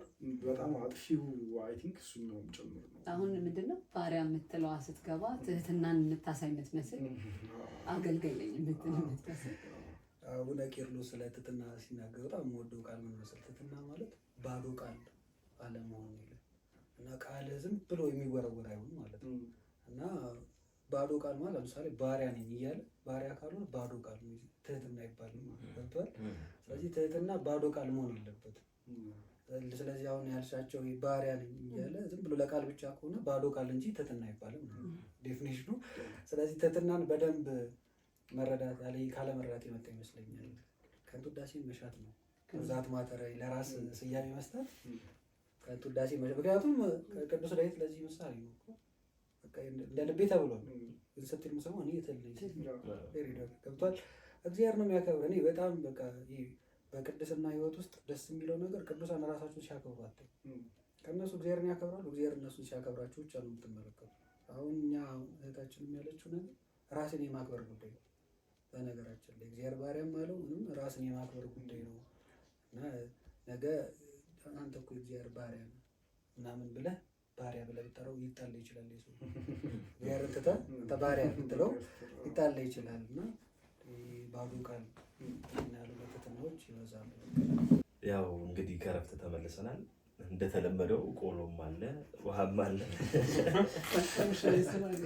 በደንብ በአግባቡ ተጠቃቅመን ተመልሰናል። አማን በደንብ አሪፍ ነው አይደል? ትመጣለህ ተብሎ ስፔሻል ቆሎም አልቀነበረም። ተመልሰናል። እንግዲህ ያው ብዙ ሀሳቦችን አንስተናል ብለን እናስባለን። ውስጥ የሆኑ ሀሳቦችን ቁጭት እያደረግን የመጣ ነው። እንግዲህ የሀሰት መገለጦች ከነሳ ነው ከጠቀስን አይቀር እነዚህ የሀሰት መገለጦች አሁን ሰዎቹን ነው እየለየን ያለ ነው። ሀሳቦቹን ግን እንዴት መለየት እንችላለን? የሆኑ ሰዎች ያነሳሉ ይመስሉናልም አይደል? የሀሰት መገለጥ የተገለጠላቸው ሰዎች ይመስሉናል። ሀሳቦቹን ግን እንዴት መለየት እንችላለን? የጌታ ፍቃድ ይሁን ወይስ የሰው ፍቃድ ይሁን የሚለው እንዴት መለየት እንችላለን? ኦኬ አሁን ስለ መገለጥ ስናስብ ቤዚካሊ በጣም መረዳት ያሉብን መሰረታዊ ነገሮች ብዬ ማስባቸው ነገሮች አሉ። አንደኛው መገለጥ የሚባለው ነገር ራሱ እግዚአብሔር ካልገለጠው በእውቀት በምርምር የሚደረስበት ጉዳይ አይደለም። መገለጥ እግዚአብሔርን ስናስበው የሚታየውንና የማይታየውን የፈጠረ አምላክ አይደል የምንለው።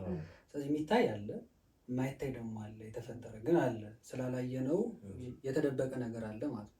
ስለዚህ ያንን ደግሞ የሚገልጥ እግዚአብሔር በዘመናት እግዚአብሔር ገልጧቸዋል። ከዛ የገለጣቸውን ስትመለከት ደግሞ ቅድም መጀመሪያ አቤኒ ጥሩ መግቢያ አንስቶልናል ብዬ አስባለሁ። ለዚህ የእግዚአብሔር ሰው ላላቸው ገልጦላቸዋል። ለሁሉም ይገለጥ አይደለም ማለት ነው። ለእግዚአብሔር ስትቀርበው እግዚአብሔር የሚገልጥልህ ነው። ለአብርሃም የገለጠለት መንገድ፣ ለዮናስ የገለጠለት መንገድ፣ ለዳዊት የገለጠለት መንገድ አገላለጡ ግን ይለያል። ምናልባት ለአንዳንዱ በራእይ ሊገልጥ ይችላል፣ ለአንዳንዱ በህልም ሊገልጥ ይችላል።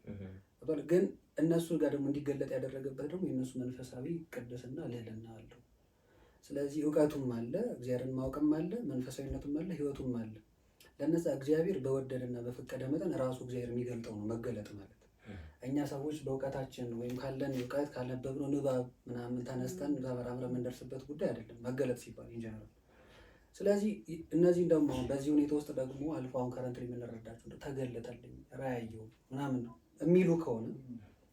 የሚሉ ከሆነ እንደ ተቀባይ ሶስት ነገሮችን ማድረግ አለብን።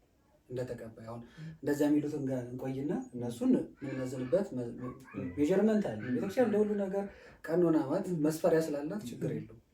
እኛ ግን እንደ ሲሉን እንደዛ ዝም ብለን አክሰፕት ከማድረግ ማድረጉ ያሉብን ነገሮች አሉ። አንደኛው ቤዚክ የሆነ ትምህርት ያስፈልገናል። በጣም መሰረት የረገጠ እውቀት ያስፈልገናል። እና እውቀት ብቻ አይደለም ደግሞ የሚያስፈልገን። እውቀት ብቻ ከሆንክ እንደ ሰባሊዮስ እንደ ንስጥሮስ መሆን ነው በነገራችን። መንፈሳዊነት ደግሞ ያስፈልጋል።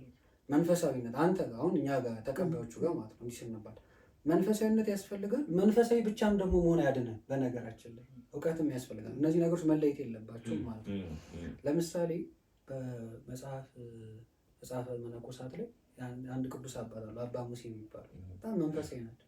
40 ዓመት በምንኩስና ኖሮ ሰይጣን ዲያብሎስ ገብርኤል ነኝ ብሏቸው መጣ። በጣም መንፈሳዊ ናቸው ግን እውቀት የላቸውም። እና ገብርኤል ነኝ ተገልጦላቸው ማለት እና 40 ዓመት ይበቃሃል ወጥተህ አግባ አሉ። ከዛ ትንሽ ጠየቁ ያቅማቸውን። እንዴት ይሆናል? አብርሃም አግብቶ የለ ይስሐቅ እኮ አግብቷል፣ ኖሮ የለ ቅዱሳን አይደሉ አሉ። ወጡ አገቡ። ክንፈ ድንግልናቸውን አሳጣቸው። እግዚአብሔር ቸር ነው። በኋላ በንስሐ ተመልሰው በቅድስና አርፈዋል። አለማወቅ ግን ገብቷል። መንፈሴ ብቻ ስለሆንክ የምታመልጠው ጉዳይ አይደለም። ሴጣን መልአክ መስሎ ጥሩ ጥሩ ነገር እየጠቀሰ ሊመጣል ይችላል ነው። ስለዚህ አንተ መንፈሳዊነት ብቻ ሆነ የሚነገርን ሁላ ከመንፈሳዊ ነገር ጋር እያያዝክ ዝም ብለህ የምትጓዘው ጉዞ አይደለም። እንደዚህ ነገሮች ሲመጡ በቀላሉ አክሰፕት አይደረግም። ለዛ ነው ቅዱስ ጳውሎስ እኛ ከነገርናቸው ነገር የሰማይ መላእክት ቢሆን ያለው ምን ማለት መሰለህ? ኮንትራዲክት አያደርግም። በኋላ እነሱ ጋር እመጣለሁ የሚናገሩት ቃላት አሁን እነሱ ጋር ስመጣለሁ ማለት ነው። ግን እነሱ ጋር በኋላ እመጣለሁ። የኛን አንደኛው ሶስተኛው ልጨርስ። ሶስተኛው ጊዜ መስጠት መለየት አለበት። ጊዜ መስጠት አለብህ። እንደዛ አይደለ ቆርኔሌዎስ ያደረገው። ቆርኔሌዎስ ሲሆን ሐዋርያት ስራ ላይ ሐዋርያትን በጉባኤ ሲቃወሟቸው ሲል ጊዜ ስጧቸው ብሎ ነበር ገማልያል እንደዛ እኮ ነው። እና እንደውም ጠቀሰ ከዚህ በፊት ቴዎዳስ የሚባል መጣ 400 ሰዎች ተከተሉት፣ እሱ ጠፋ፣ እነሱን ተበተኑ። የገሊላው ይሁዳ መጣ፣ ብዙ ሺህ ሰዎች ተከተሉት፣ እሱም ጠፋ፣ እነሱም ተበተኑ። ሐዋርያትንም ተዋቸው፣ ከእግዚአብሔር ከሆነ ይቆያሉ፣ ካልሆነ ይጠፋሉ ብሎ አገማ። ጊዜ መስጠት አለብህ። ሪሊ ከምር ከእግዚአብሔር ነው አይደለም ለማለት ማለት ነው። በጣም ጊዜ ሰጥተህ በስነ ስርዓት ማየት አለብህ። እንደመጣ ወዲያው ማለት የለብህም ማለት ነው። እና እነዚህ ነገሮች ያስፈልጋሉ። እነሱን ስታያቸው ደግሞ የሚናገሩት ቃል መስፈሪያችን መጽሐፍ ቅዱስ፣ ቅድም ያልኳቸው የቅዱሳን አበው ሕይወት ነው። ቅድም ያልኩ ጋር ልምጣ። ለምሳሌ ገብርኤል 40 ዘመን በምንኩስና ያለን ሰው ወጣ አግባ ሊላ ይችላል። በነገራችን በጣም በሚደንቅ ሁኔታ ገብርኤል እና ቅዱስ ጳውሎስ አይጋጭም፣ ስብከታቸው አይጋጭም። ስለዚህ የእነሱ አሁን ካለው ከመጽሐፍ ቅዱስ ይዘት ጋር ከተጋጨ ራያቸውም ቃላቸውም በጣም ልክ አይደለም ማለት ነው። በዚህ ተለያቸዋለህ፣ ፊልተር አውጥ ታደርጋለህ። ምክንያቱም ለምሳሌ በቀላል ምሳሌ ልንገርህ፣ ወንጌል አለ 4 ወንጌል ማቴዎስ የጻፈበት ጊዜ፣ ቦታ፣ ሁኔታ ይለያል። ማርቆስ ይለያል። የአራቱም እንደዛ ግን ስንት ወንጌል ነው? እኛ ወንጌል ቅዱሳን ነው። ምክንያቱም መንፈሳዊያን እኮ ስለሆነ ገብቶሃል። በመንፈስ ቅዱስ ስራ ውስጥ ተመሳሳይ ነገር ነው ልትናገር። ኢቭን እርስ በርስ አትጋጭ። አሁን ላይ የምናየው ነገር መመዘኛችን እሱ ነው። ለብዙዎቻችንም እኮ ጭንቀት ሆኖ እየተጋጨ እየተጋጨብን ነው። ተጋጭቶብሃል ማለት ልክ አይደለም ማለት ነው። ስለዚህ እሱ ነው በቃ በትክክለኛው መገለጥ። ለመሰላችሁ ህልም ሁላ ውሸት አይደለም ታውቃላችሁ። ራእይ ሁላ ደግሞ ሐሰት አይደለም። ግን ራእይ ትክክል የሚሆነው እንዳልኩ ነው። አንደኛ ከቅዱሳት መጽሐፍት ጋር ካልተጋጨ ራእይ፣ ሁለተኛ ደግሞ የቅዱሳን አበው ህይወት ካለው ራሱ ሰውየውም ይታያል። ያ ህይወት ያስፈልገዋል። ራእይ ስለታየው ዝም ብላ አትከተሉ። ያን በጣም መገንዘብ ይፈልጋል። ምክንያቱም በነገራችን ላይ ለምሳሌ እግዚአብሔር ከፈለገ ከሃሊነቱ ሲያሳይ ኃጢአተኛውን ራእይ ያሳያል። የዘላለም ምስክሩ ግን አጡ። ለምሳሌ በለዓም ተራጋሚ መራቂ ያደረገው ትንቢትም አናገሩ አይደል? ትንቢትም ተናግሯል፣ ግን የዘላለም ምስክሩ ነው አይደለም። ይህ የእሱን ከሃሊነት ብቻ ሊያሳይ ሲፈልግ በነገራችን ላይ አንዴ ሊሰራብህ ይችላል። ከሃሊነቱን ያሳያል። ከጠገብክም በስነ ስርዓት ያሳያል። እንድትናገር አፍን እየጸፋ ያሳያል፣ አንደበትን እየጸፋ። እንግዲህ የዘላለም ምስክሮቹ አይደሉም እነዚህ። የቅድስና ህይወት ሳይኖራቸው እንደው ትክክለኛ ነገር ስለተናገሩ እነሱ እንዳሉት ራሱ ብለን አንሄድም። ገብቷል። ያለ ምስክር በላምን አንጠራም። ገብቷል። ግን እግዚአብሔር ከፈለገ ያሳያል። ከሃሊነቱን የምታይባቸው ስራዎች ናቸው። ስለዚህ ግን በትክክለኛው መገለጥ የሚባለውን ነገር ትክክለኛ ነው የምናደርገው የሰዎቹ ህይወትና የሚናገሩት ነገር ከመጽሐፍ ቅዱስ ጋር የማይጣላ ከሆነ። ህልምም ከሆነ ደግሞ ይላል ህልም አሁን ከአራት ነገር ይታያል ይላሉ። ከስጋ ከአራቱ ባህሪያቶቻችን ተነስቶ እና ከስጋ ባህሪ ሲነሳ እሳት ሲነድብህ ልታይ ትችላለህ። ቤት ሲቃጠል ልታይ ትችላለህ። ከነፋስነት ባህሪ ስትነሳ አየር ላይ ስትበር ራስህ ልታየው ትችላለህ። ክንፍ አውጥተህ ምናምን። ከመሬት ባህሪነት ስትሞት ሲቆፈር ምናምን ሰው ሲሞት ማለት ነው። ስለዚህ እነዚህን ሁላ ከስጋ ባህሪ የመነጩትን ህልም አድርገህ ማሰብ የለብህም። እውነት ነው አድርገህ ብለህ ማሰብ የለብህም። ምክንያቱም ህልም ሁሉ ከእግዚአብሔር አይደለም ነው። ከሴጣን የሚሆኑ ራእዮች ህልሞች እንዳሉ ሁሉ ማለት ነው። እና በዚህ ደረጃ መረዳት ያስፈልጋል እነሱንም። እኛም ጋር ደግሞ ስራ ያስፈልጋል። እኛም የመንፈሳዊ ልዕልናችን መንፈሳዊነትና እውቀታችን በጣም ተገቢ ነው። አላዋቂ መንፈሳዊ መሆን ራሱ ጉዳት ስላለው ማለት ነው። ሁለቱንም መያዝ ያስፈልጋል። ብዙ ጊዜ አሁን የምንቸገረው ለዛ ነው። ጸበሎቻችን ቦታዎች ጋር ምናምን የምንቸገረው መንፈሳዊነት ብቻ ይያዝና እውቀቱ የለም። ስለዚህ አይጠየቅም። እንዲህ ሲል ኬታ መጣው አይባልም። ያስፈልጋል፣ ምንጭ ያስፈልጋል። ስለዚህ ያን መጠየቅ አለብን ማለት ነው። አዲስ መሰረት የለም። በነገራችን ላይ ቅዱስ ጳውሎስ እሱ ነው የተናገረው፣ በተመሰረተው ላይ እንጂ አዲስ መሰረት መመስረት አልችልም እና መሰረቱ ክርስቶስ እንደሆነ ይነግራል። እርሱም ክርስቶስ ነው ብሎ ማለት ነው። ቅዱስ ጳውሎስ እሱን የነገረ እና አዲስ መገለጥ አዲስ መሰረት ማግኘትም አይመጣም። እኛ ራሱ ቅድም ብያለሁ፣ ክርስትና ራሱ የተገለጠ ህይወት ነው። የገለጣት ራሱ እግዚአብሔር ነው እና እሱ ከገለጠልህ ህይወት እሱ ከገለጠልህ አስተምሮ ለቅዱሳን ገልጦት ከነገሩን ነገር ውጭ አንተ አዲስ ልታመጣ የምትችለው ነገር የለም። አዲስ ካመጣ ችግሩ ያለው አንተ ጋር ነው። ኮንትራዲክት አድርገሃል ማለት ነው። ስለዚህ ያ ማለት ነው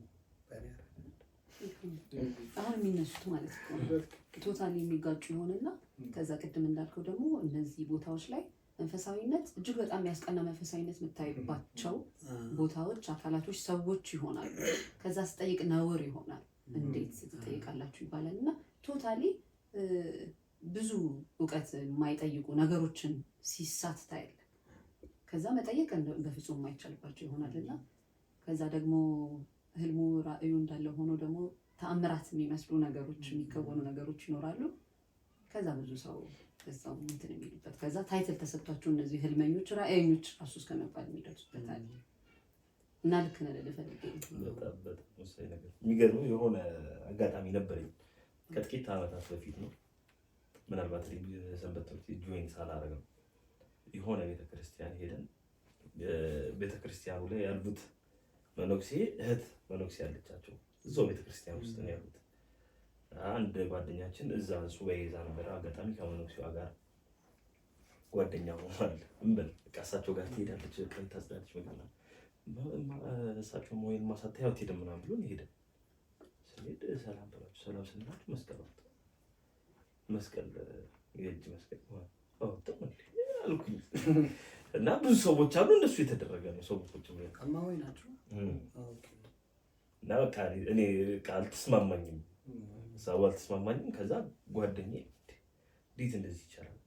ሴት አረቡ እንዴት እንደዚህ ማድረግ ይችላል? ራስ ምንም ሌላ ሰው አላም በቃ እየተጫወተ ነው። ምግብ ይሳቸው ጋር አለ የሚሰራ ተፈቅዶልኝ ነው ነገር አሉኝ። ታውቃለህ ለጓደኛዬ በጆሮ ነው የነገርኩት።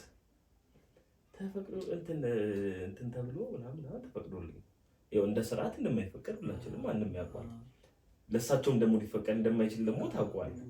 እንደዚህ አይነት መገለጦችም አሉ ትክክል ያልሆኑ የምርም ደግሞ ከሰይጣን ሊሆኑ የሚችሉ አይነት መገለጦች ነው። በቃ ኮምፕሊት ይደበረኝ ቤተክርስቲያን ይደበረኝ።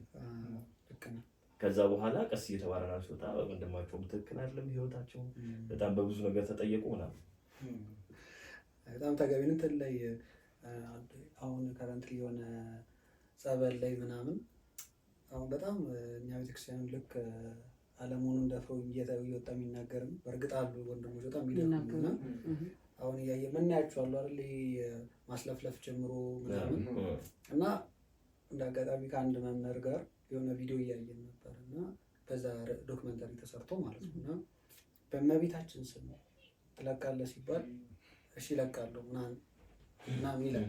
ከዛ በገብርኤል በሚካኤል አለና በእኔ አሉ እዛ እንዲህ አባት የእርሶማ ያቃጥለኛል አልዋሽም።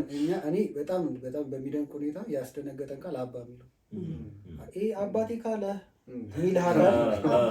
የሆነ ነገር አለ ማለት ነው። ገብቷል። ቤተሰብ ናቸው፣ የሆነ ቅርበት አላቸው። ከሱ የተሻለ ደረጃ ላይ ያለ ነው። ከዛ እርስ በርስ ደግሞ እየተሞጋገሱ ነው። ያንተማ ታቃጥለኛለህ እና ብዙ ነገሮች አሉ እና የትኛውም አላደራ እኔ ብዙ ጊዜ የትኛውም አሁን ቅድም ያልኩ ነው ቅዱሳት መጽሐፍት ሜጀርመንታቸው መሆናቸው ያለበት ብለህ አጋንንትን ለምስክር አታቀርባቸው።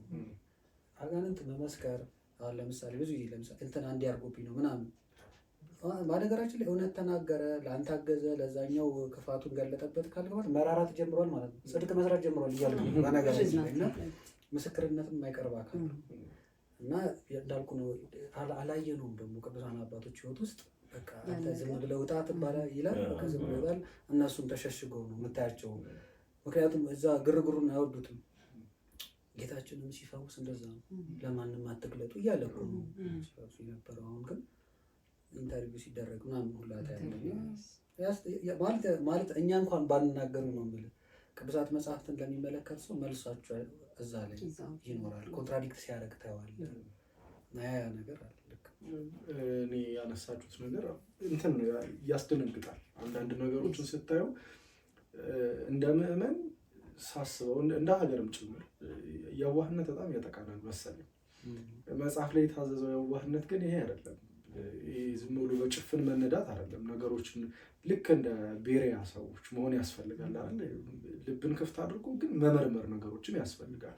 ግን አብዛኛው እኛ ምዕመን ጋር የሚታየው ቅድም አልወላለች የሚያስደነግጡ የመንፈሳዊ ተጋድሎች እናያለን።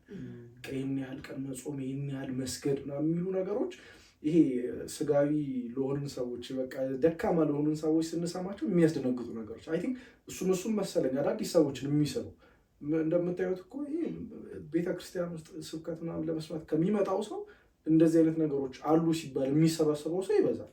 አዳዲስ ሰዎችም ደግሞ አሉ። ይጠፋል ሲባል ስቲል አዳዲስ ሰዎች ወደዚህ አይነት ነገሮች ውስጥ ይገባሉ። ለኔ ይሄ አንድ ቃል ከልት አምልኮ ይሄ ይገልጸዋል። አይ ቲንክ ከልት የሚለው ነገር በደንብ ይገልጸዋል። እና መዳረሻቸው አማንም እንዳለው መዳረሻቸው ክርስቶስ ጋር አይደለም፣ እዛው ጋር ተገድቧል። ያ ሰው ገድቦታል። እዛ የሚደረጉ በጣም የሚሰቀጥጡ ብዙ ነገሮች አሉ።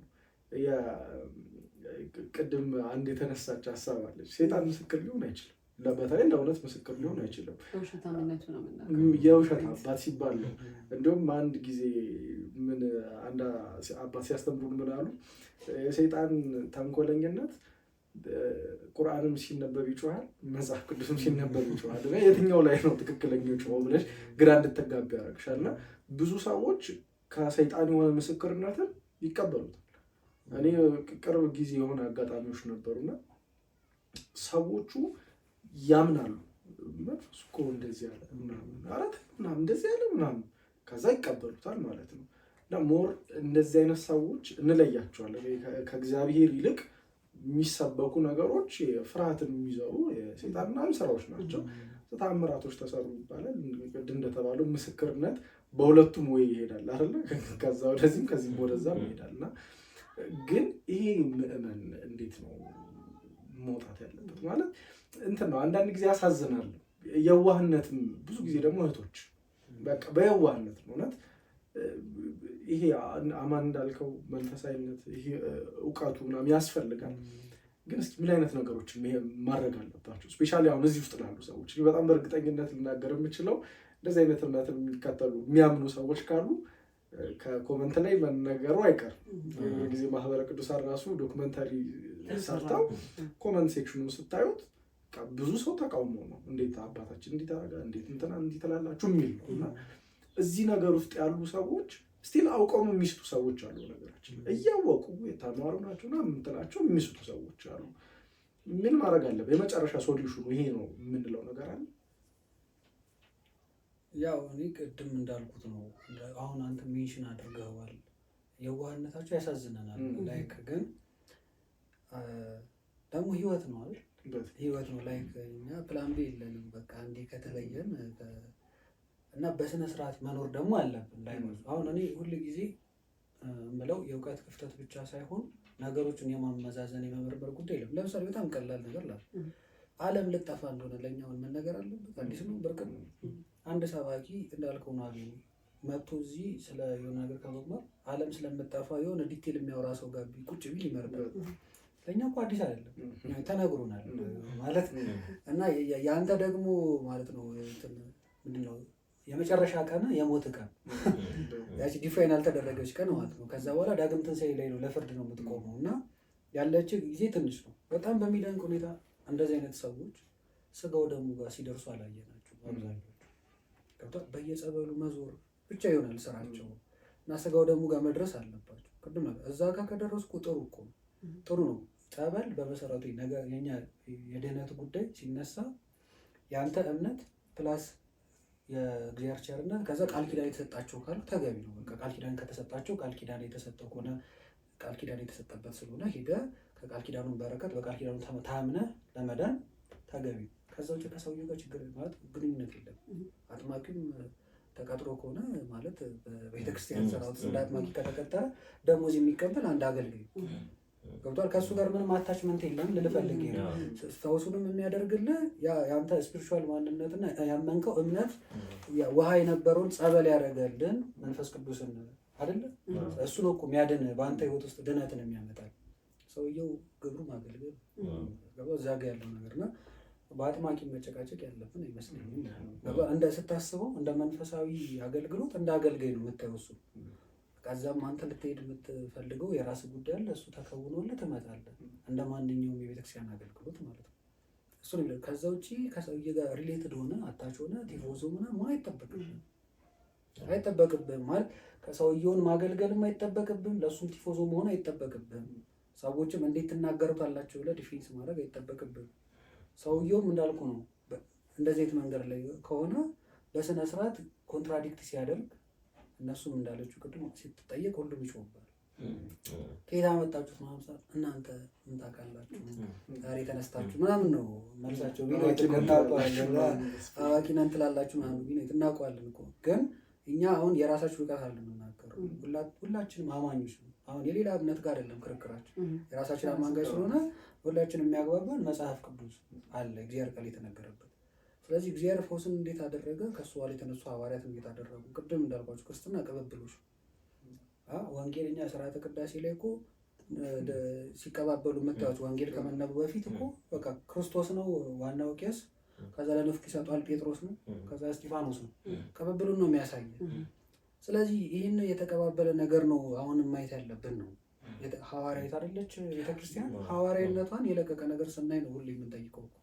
ስለዚህ ክርስቶስ ያላደረገውን ሐዋርያት ሲያጠምቁ ያላደረጉትን ነገሮች ከየት አመጣ ማለት ነው አለብህ። ቅድም ያልኳችሁ ሲያጠምቁ እነሱ በኢየሱስ ክርስቶስ ስም አጠመቋል፣ የራሳቸውን ስም አልጠሩም እንዳልኩ። ኋላ ካረፉ በኋላ ክርስቶስ ስማቸውን አከበረልን። አሁን የምናየው እኮ በአገና ስጋ ሲያለይላቸው ስማቸውን ማስከበር ላይ ነው እና ያ ደግሞ ተገቢ አይደለም እንዳልኩ። አግኝ እኔ ለሚከተሉት ምዕመናን አድቫይዝ ማድረገው እኛን አይስሙ ግድ የለም የግድ ስሙን አይባልም።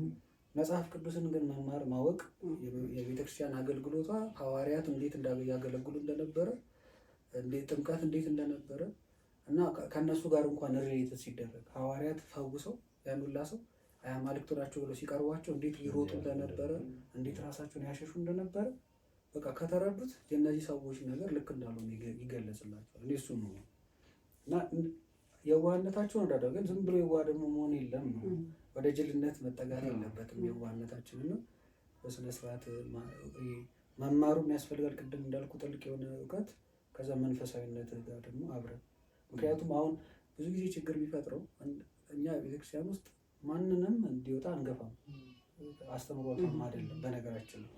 እኛ አጥማቂዎቹም ማለት ሜንታሊቲያቸው ወይም ክርስቲያኒቲ የሆነ ሜንታሊቲ እንደሚያስፈልጋቸው ነው የምናምነው።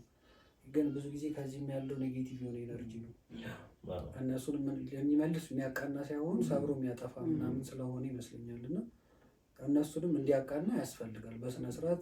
ለእነሱም መልእክት መሆን ያለበት ሐዋርያት እኮ እንዲያላረጉ ማለት ነው። ክርስቶስ እኮ እንዲያላስተማር ነው። እንደዚህ አልነበረም ቤተክርስቲያናችን የጸበል የድህነት ስራዋን የምትሰራው ማለት አለብን። ምክንያቱም በአንድም በብዙም እዚህ እምነት ውስጥ ከሆኑ ያውቁታል። ከዛ እንዳለ የሚከተሏቸውን ደግሞ እንደ ዮሐንስ ያስረክቡ ለክርስቶስ ነው። እነሱ ጋር ይቀሩ። እዛ ወደ ምሕረት ስር ብቻ ተሰብስቡ ለምን ይቀራሉ? በቃ ወደ ስጋው ደግሞ ያሻግሯቸው። እንደዛ ይመስለኛል። እኔ እንትን ብዙ ጊዜ እንደዚህ አይነት ነገሮች ለሚጠቁ ሰዎችን ካስተዋላችሁ ሰዎች ስለሆኑ ሁላችን ሙሉ አይደለንም አይደል? እና ሁሌ እንደዚህ አይነት ቦታዎች ላይ ስስ ጎኖች ይነሳሉ አይደል? ጤና ይነሳል፣ ሀብት ይነሳል፣ ቤተሰብ ሰላም ምናምን ይነሳል። እና እነዚህ ስስ ጎኖች በእውነት መቀረፍ አለመቀረፋቸው ማተር ያደርጋሉ ለአንድ ክርስቲያን። ለምሳሌ ደዌ እንደ ጸጋ የሚሰጣቸው ሰዎች እኮ አሉ አይደለ? መነኮሳት ላይ ያስቀምጠዋል የደዌን አይነት ሲከፋፈለው በረከታቸው ደዌ የሆኑ ሰዎች አሉ። ይሄ ገንዘብ ማጣት ማግኘት ነው የሚባሉ ነገሮች እንደ አንድ ክርስቲያን ይሄ ዊክ ፖይንት መሆን የለባቸውም። እግዚአብሔርን ከምታገኘው ነገሮች ጋር ብቻ አሶሼት አድርገህ አይደለም መከተል ያለብህ። በማጣት ውስጥም በቃ እንትን ነው ሙሉ ነኝ ብለህ ነው ማሰብ ያለብህ። እና ብዙ ሰው ይሄ አጥቻለሁ ይጎለኛል የሚለው ሜንታሊቲ ይመስለኛል የሚያጠቃል። እና ይሄ ብዙ ነገሮችን ደግሞ ማግኘት ከኛም ሃይማኖት ይወጣል እኮ ወደ ፕሮስፔሪቲ ጎስፔል ምናምን ይሄዳል። ኮንሰፕቱ ወደዛ የሚሄድ ነው ማግኘት የሚለው ነገር ማለት ነው። እና ሰው ይመስለኛል የእግዚአብሔርን ሀሳብ ተረድቶ መኖር በራሱ ያቅባል ከእንደዚህ አይነት ነገሮች። በቃ ያለኝ ነገር በቂ ያለኝ ይበቃኛል፣ የሄደውም በቃ እግዚአብሔር ስለፈቀደ ነው ብሎ መቀበል ያስፈልጋል። ስለ ህልምም የተነሳው ነገር ነው።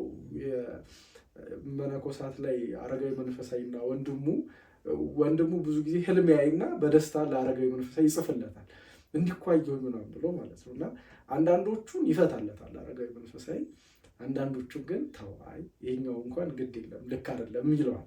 which is አመዛዛኝ ነገር ያስፈልጋል። የሚመዝንልህም አካል ያስፈልጋል መሰለኝ አይደል? የአባቶችም ኢንተርፌረንስ ያስፈልጋል ብዬ አስባለሁ። እና የተነሳው ነገር ሁሉ ልክ ነው። እያጠቃለልን ይመስለኛል። የምትሉት ነገር ካለ ወደ ሶፋር እንግዲህ ለዚህ ሁሉ መፍትሄው ትምህርት ነው ማለት ቢያንስ አውቆ የሚመረምር እንዲሆን። ከዛ ግን ይሄን ምን ዲፌንድ ያደርገዋል መሰላችሁ? ውጭም ያለው ሰው ኮሜንት ያደርጋል እዚህ ላይ እንዴ የሚያውቁት አይደል እንዴ እንደዛ ያደርጉት ማለት እነሱ ሳያውቁ ነው ታዲያ ሁሉ ጥፋት ምናምን አይነት ነገር እንትን ይላልና ወይ እነሱ መንፈሳዊነቱ ጎድሏቸው ነው እውቀቱ ብቻ ነው። ዞሮ ዞሮ ትምህርት ነው መፍትሄው። አሁን ቅድም ያላችሁትን ነበረ ደግሞ እንደዚህ አይነት ቦታዎች ላይ ራሱ ችግር ተብለው የሚነሱት ደዌ ኦብቪየስሊ ከዛ ስራ ለመሳካት ገንዘብ ማጣት እንደዚህ አይነት ነገሮች ይሆናሉና አንዴ ታያቸው ወይ አንዴ ይበራላቸው ጋር ይሄድና መስመርሽ እንዲህ ስለሆነ በዛ ቢሄድ በዚሁን ይስተካከላል ተብሎ ሌላ ነገር ይሆናልና ምን የሚገርም አጋጣሚ እንደገጠመኝ ልንገራችሁ። የክብረ በዓል ኖሮ እዚህ እኛ ጋር ክረምት ላይ ነው መሰለኝና ከክብረ በዓሉ መልስ ነው ታቦት ወጥቶ ማለት ነው። ልጆች አስገብተን ምድብ ስንትን ስንል ቀድሞ አይደል የሚመጡት ተማሪዎች ግቢ ውስጥ ምስክርነት ሲሰጥ ብዙ ሰዓት አስቆመን አይደለም ምስክርነት የምንሰማው። ከሱ መልስ ወደ ምድብ ሲገቡ ከዛ የዕለቱ ትምህርት ደግሞ ከማጣት ከማግኘት ጋርና በቃኝ ከማለት ጋር ተገናኘ መሰለኝ። ሲወጡ የሰፈር ልጆች ናቸው 3 ሆነው ገንዘብ ማግኘት ነው ማለት ነው እንትን እግዚአብሔር የጎበኛቸው የሚባሉት ማለት ገንዘብ የለንም እኛ ስለዚህ እግዚአብሔር እኛ ቤት የለም ማለት ነው። ማለት እናቴ አሁን ያማታል እግዚአብሔር አልጎበኛትም ማለት ነው። እዛ ጋር የሚወሩት ሰክሰስ ነገሮች አይደሉም። ታማ ነበር ዳነች እንትኑ which is good ግን አሁን ምስክርነት አይብዛ የሚባለው ለዛ ነው ማለት ነው። እንድል ያደረገኛ ነገር እና በእግዚአብሔር የጎበኛቸው በበረከት ያያቸው ሰዎች ቤታቸው የሞላ የማይራቡ ለሰው የሚተርፉ አይነት ወይ ደዌ የማያገኛቸው የሚሰሩት የሚነኩት ሁሉ የሚሳካ አይነት ናቸው ወይ? እንደዚህ አይነት ጥያቄ ነበር የጠየቁኝ ልጆች which is በጣም የሚገርም እና ወደ ቤታችን እየሄድን ይኸው የኔንም ቤት እዩት ተመሳሳይ ነው አንድ ነገር እንደዛ አሁን እዛ ጋር ቆመው የሚያወሩት አናቆም ይሄኔ መራመድ የማይችል ልጅ ኖሯት ሊሆን ይችላል። ከዛ መቆሙን አስባችሁታል? እንደናንተ መሄዱን ሌላ ነገር ላይ የተባረኩትም እንትናቸውን ማግኘት ስላልቻልኩና እንደዚህ አይነት ቦታዎች ላይ ደግሞ ይሄ በሐሰት መገለጦች ውስጥ ሰክሰስ ነው የሚታየው እና እንደውም አሁን በጣም ጠቦ ወደ ምን ወረደ መሰላችሁ? ይሄ መናገር ይገባኝ ይሆናል አላውቅም። ማሽኔ ተበላሽቶ በእንትን እሳቸው ማሽኔ እንትና ሰራ የልብስ ማጠቢያ ማሽኔ እንደዚህ አይነት ድረስ ደርሰናል። ምስክርነቶቻችንና ዩሲ ምን ያህል እንትን እያለን እንደሆነ እንትኑ ራሱ አያሳዝንም? አሁን በሳቸው መባልና ለምሳሌ እኛ እንድንል የተፈቀደልን አምላክ አብርሃም መባል ያለበት ኢቭን መጠራት ያለበት አምላከ የተባለ ነው የሚጠራው ራሱ ያለን ህይወት እሱ ነው። እና አሁን የምናየው ግን ቃል በቃል እነሱ ተጠርተው በእሳቸው ምናምን መባል ምናምን ተጀምሯል። እንትኑ በእርግጥ እንዳልኳችሁ ቅድም ህይወቱ የላቸው። እኔ አሁን ለምሳሌ መገለጥ ሲባል ሁሌ ጭንቅላት ቢተው ይመጣል ይመስላል ቅዱስ ያሬድ። አሁን ቅዱስ ያሬድ መላእክት ጋር ሄደ ተገለጠለት። ግን ምንድን ነው ያደረገው? እኔ በቃ ገብረ መስቀል ምን ላድርግልሽ ሲለው በቃ ልሂድ ተወኝ ማለት በስነ ስርዓት ከእግዚአብሔር ከሆነ መገለጥ እግዚአብሔር ነው የሚናፍቅህ ነው። አትፈልግም እዚህ ህዝብ መሀል ቁጭ ብለህ ሊጨበጨብልህም አትፈልግም። በቃ ተነስተህ መሄድ ነው የምትፈልገው። ቅዱስ ጳውሎስ ስለ 3ኛ ሰማይ መውጣቱ ስለ ራሱ ሲናገር ስሙን አልጠቀስም። ከዛ በጣም የምመካው ብሎ የጻፈው ደግሞ ስለ ደካማነት ነው። ብመካ 3ኛ ሰማይ መውጣት እኮ ያስመካል፣ ግን እሱ አላደረገውም። ገብቷል? ምንም አሁን ቅዱስ ጳውሎስ እንዲህ ካለ የሆነ ጉባኤ ላይ በጣም አንድ መምህር እያስተማሩ ቅዱስ ጳውሎስ 3ኛ ሰማይ ደርሶ ሲመጣ ከእውቀት ከፍዬ አውቃለሁ አለ። እሳቸው ሊቅ ናቸው። እንግዲህ ቅዱስ ጳውሎስ እንደዛ ካለ እኛ ሊቃውንት ደግሞ ይታያችሁ እንግዲህ ምንም አናውቅም ማለት እናንተ ደግሞ አሉ እና በዚህ ትትና ውስጥ ታያችኋለህ ነው አሁን ሰዎቹ።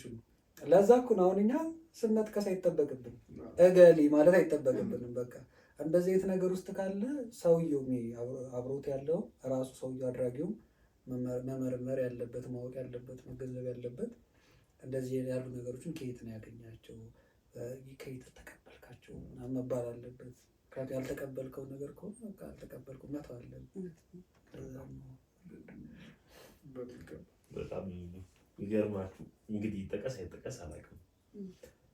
እንደዚህ ያን ነገር የሚሰፋበት መንገድ ያስገርመኛል። እኛ እኮ አንድ ክርስቶስን እንዴት መግለጽ እንደምንችል እኮ ያቅተናል። ይህ ለጸሎት ስንቆም እኮ የምንጠይቀው ነገር ይጠፋናል።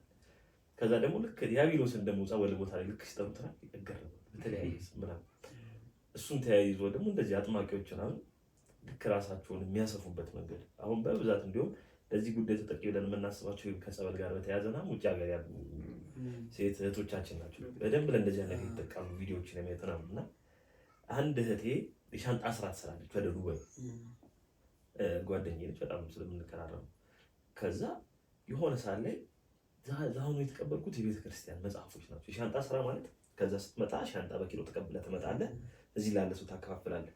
እድል ከቀናህ ከዚህም ወደ ዱባይ ይዘው የምትሄደው እቃ አለህ ማለት ነው። ወደ ዱባይ ስትሄድ ምናልባት የባልትና እቃዎች ምናምን ሊሆኑ ይችላሉ።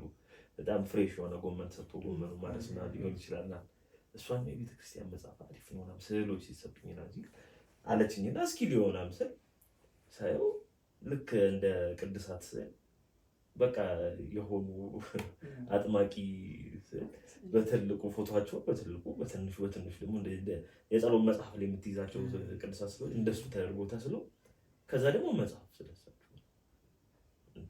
ተቀብሏለች። ምን ታደርገው እሱን ነገር ከዚህ በኋላ ግን አጠገብሽ እንዳታደርሹ 2 ዙር ምናምን ሳታውቋት ከዚህ በኋላ ግን አጠገብሽ ይሄን የሚልቀው ሰው እኮ ማለት ነው የምር ትክክለኛው ወንጌል ለማድረስ ይቸገራል።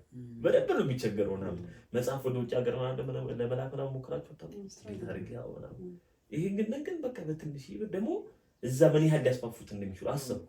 እሷ እንደዚህ ከሆነች ብዙ ሻንጣ ስራ የሚሰራ ሰው ይህንን ይዞ ይሄዳል። እንዴት በዚህ መንገድ ሊጠቃ ይችላል? በጣም የምር ነው የተጨነኩ እያሰብኩት የነበረው።